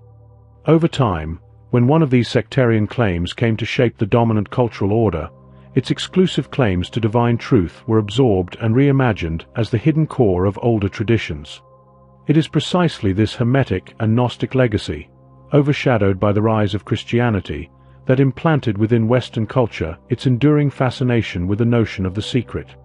The early Hellenic rites, including the Orphic Bacchic celebrations and other mysteries, were formally acknowledged by the Athenian state and reorganized as a significant civic ritual centered on eschatological themes, particularly in the ceremonies held at Eleusis.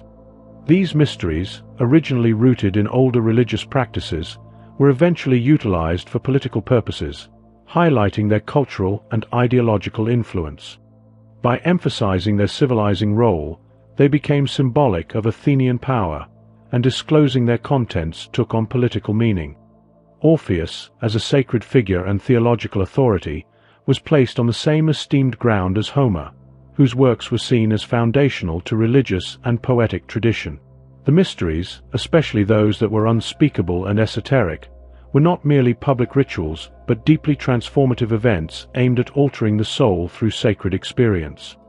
They offered salvation by bringing the initiate closer to the divine, and entry into these rites depended on personal commitment and a solemn vow.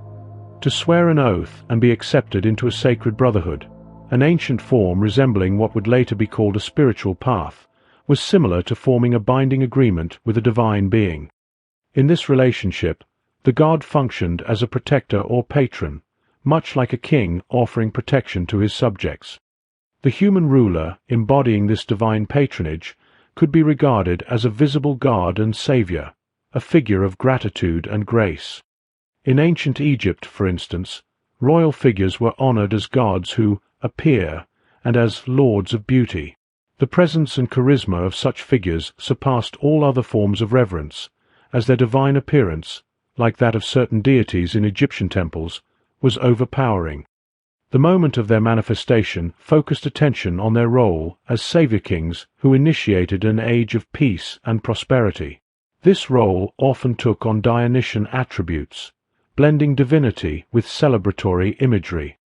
The ruler was seen as victorious, divine, and tangibly present, in ways that few gods ever were. Around them gathered not only actors and officials, but also many ritual groups, including initiates and followers of Dionysian rites. Each professional or religious association sought the favor of specific gods and considered themselves their dedicated servants and worshippers. These groups, sometimes called sacred guilds, were named after their role in performing rituals. Their gatherings often featured ritual banquets, where participants, adorned with garlands, reclined on sacred couches. In this symbolic context, the garland linked the living initiate with the dead, as both wore it in sacred rites. Through this sacred feasting, the participant reenacted the resurrection of Dionysus or Osiris, embodying the role of the divine being who triumphs over death and joins the eternal, heavenly celebration. Ceremonial drinking, with its structured hierarchy and symbolic roles, elevated rulers and royal initiates to a state of divine blessedness, drawing them nearer to the gods. Since the gods were no longer literally present as table companions of mortals, and could only be approached through ritual mediation, these sacred banquets functioned as a means of imitating divine beings. In doing so, they symbolically restored the joy and harmony of the heavenly realm. For the late Neoplatonists, the myth of Dionysus's dismemberment represented not only a cosmic phase within the unfolding of the universe, mirroring a Pythagorean numerical order, but also the groundwork for the soul's eventual liberation and glorification during the spiritual banquet of the intellect. In this view, Orphic theology portrayed the soul as an image of the divine, encapsulated within the complete human form of fans. This realization itself was considered an act of initiation, granting the soul access to the totality of existence. The divine creative energy, flowing through successive levels of being, served an initiatory purpose within this theological framework. Initiation into the early Hellenic ritual groups did not imply a mysterious transformation, but rather a pedagogical path of preparation. One was made ready for the predetermined role of the blessed initiate through education and symbolic enactment rather than miraculous change. Initiation into the Eleusinian mysteries, like other similar rites, was considered akin to being adopted by the presiding deity, similar to the adoption into a tribal structure, where the initiate became a client and a full member of the sacred community. This model of artificial kinship, through ritual adoption, shaped the discourse around conversion and initiation within systems based on lineage and spiritual ancestry. In this context, Greek legal language around adoption was reinterpreted to describe the initiatory process, even appearing in early Christian texts. Those initiated into the Eleusinian mysteries were regarded as kin of the gods. These mystery communities were organized along the lines of municipal structures. Their secrecy did not stem from concealing specific supernatural truths, but from a kind of pedagogical silence, an intentional restraint in speech that echoed Socratic irony. This rhetorical approach helped define the social and religious order within these sacred associations. Families of initiators, known as telestai, formed groups devoted to Dionysus, viewing him as a savior. For these Orphic initiates, salvation was promised through their relationship with Dionysus. They were described as those whom the blessed Dionysus delivers, and they followed a divine and royal path marked by purification, symbolic death, and rebirth. Many of Plato's teachings are rooted in Orphic and Pythagorean traditions. It is therefore not surprising that Plato presents Socrates as anticipating a meeting with Orpheus in the afterlife. Some modern scholars suggest that Plato occasionally reinterpreted or modernized these ancient esoteric doctrines rather than distorting them outright. One such interpretation questions whether the Orphics, though deeply concerned with the soul's liberation, truly regarded the human body as a prison. In one of Plato's dialogues, a passage suggests that some believe the body is a tomb for the soul, as the soul is, for a time, buried within it. At the same time, the body serves as a sign through which the soul expresses its intentions. This dual meaning is emphasized as the body becomes a symbolic enclosure, likened to a prison, imposed as a consequence of some wrongdoing and intended ultimately for the soul's salvation.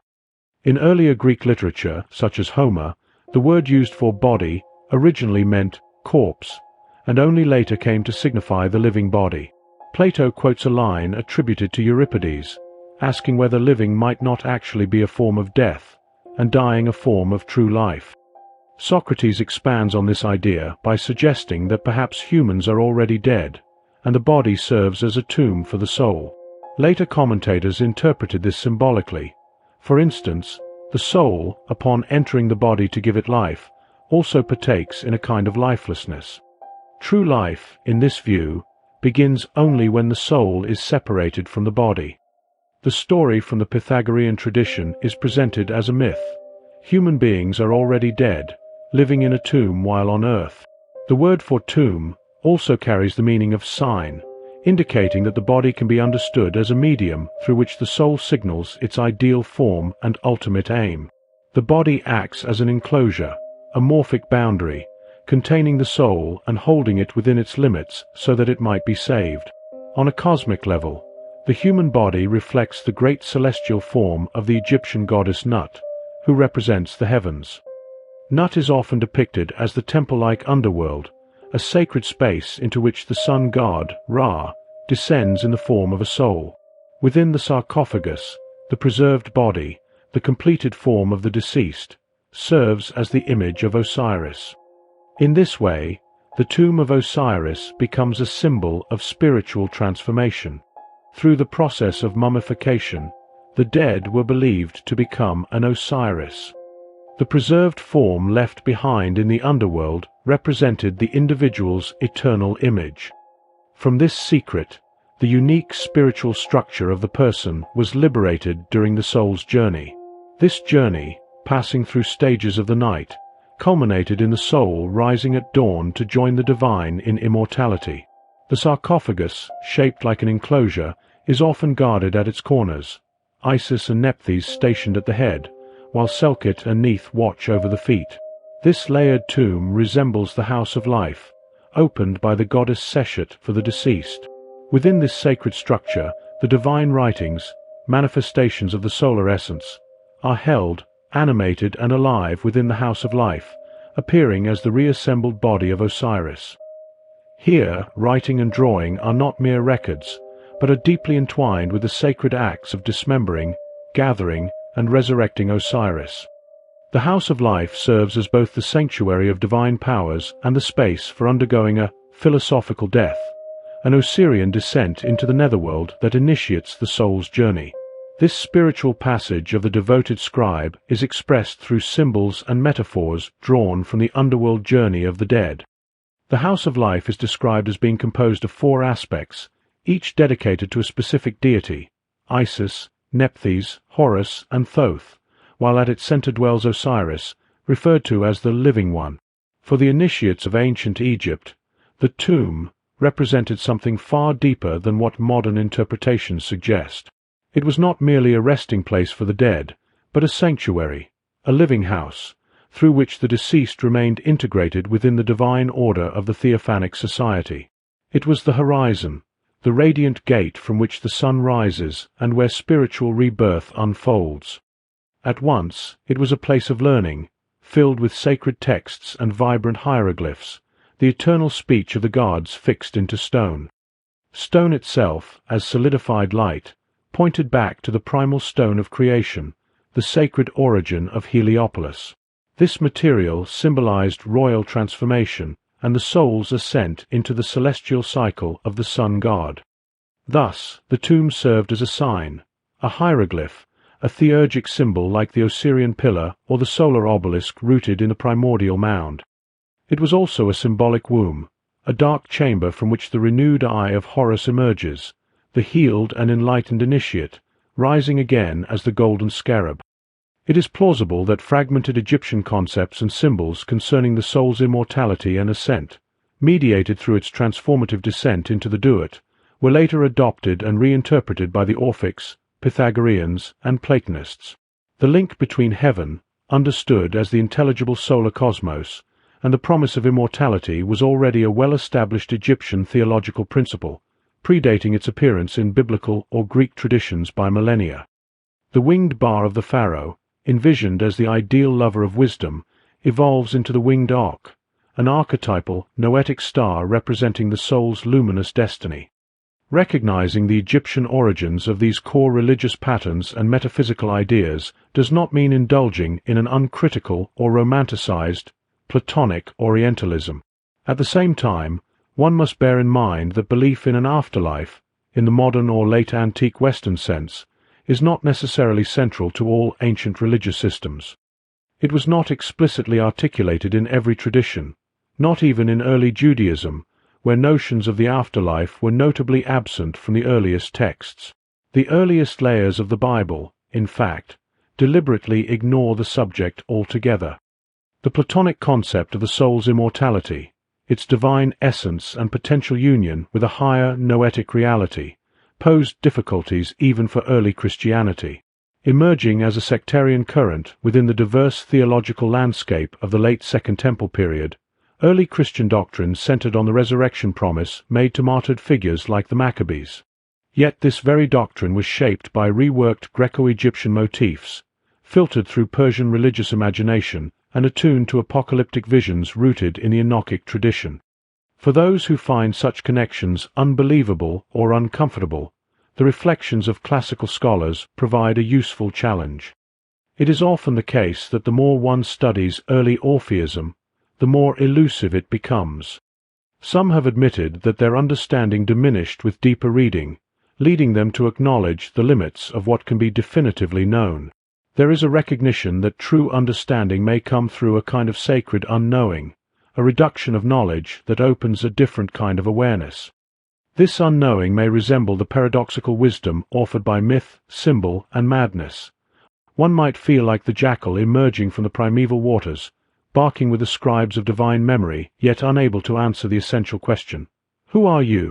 Scholars are not immune to strange beliefs, and sometimes they serve as examples of the very tendencies they critique. For instance, when interpretations of Orphic myth are dismissed solely because they stem from Neoplatonist readings, it reveals more about modern academic assumptions than about the ancient world itself. When the Orphic and Bacchic symbols are passed on through ritual enactment, through the symbolic retelling of divine dismemberment, these are not merely fanciful escapes into a dreamlike fantasy. Rather, they reflect deeper metaphysical concerns.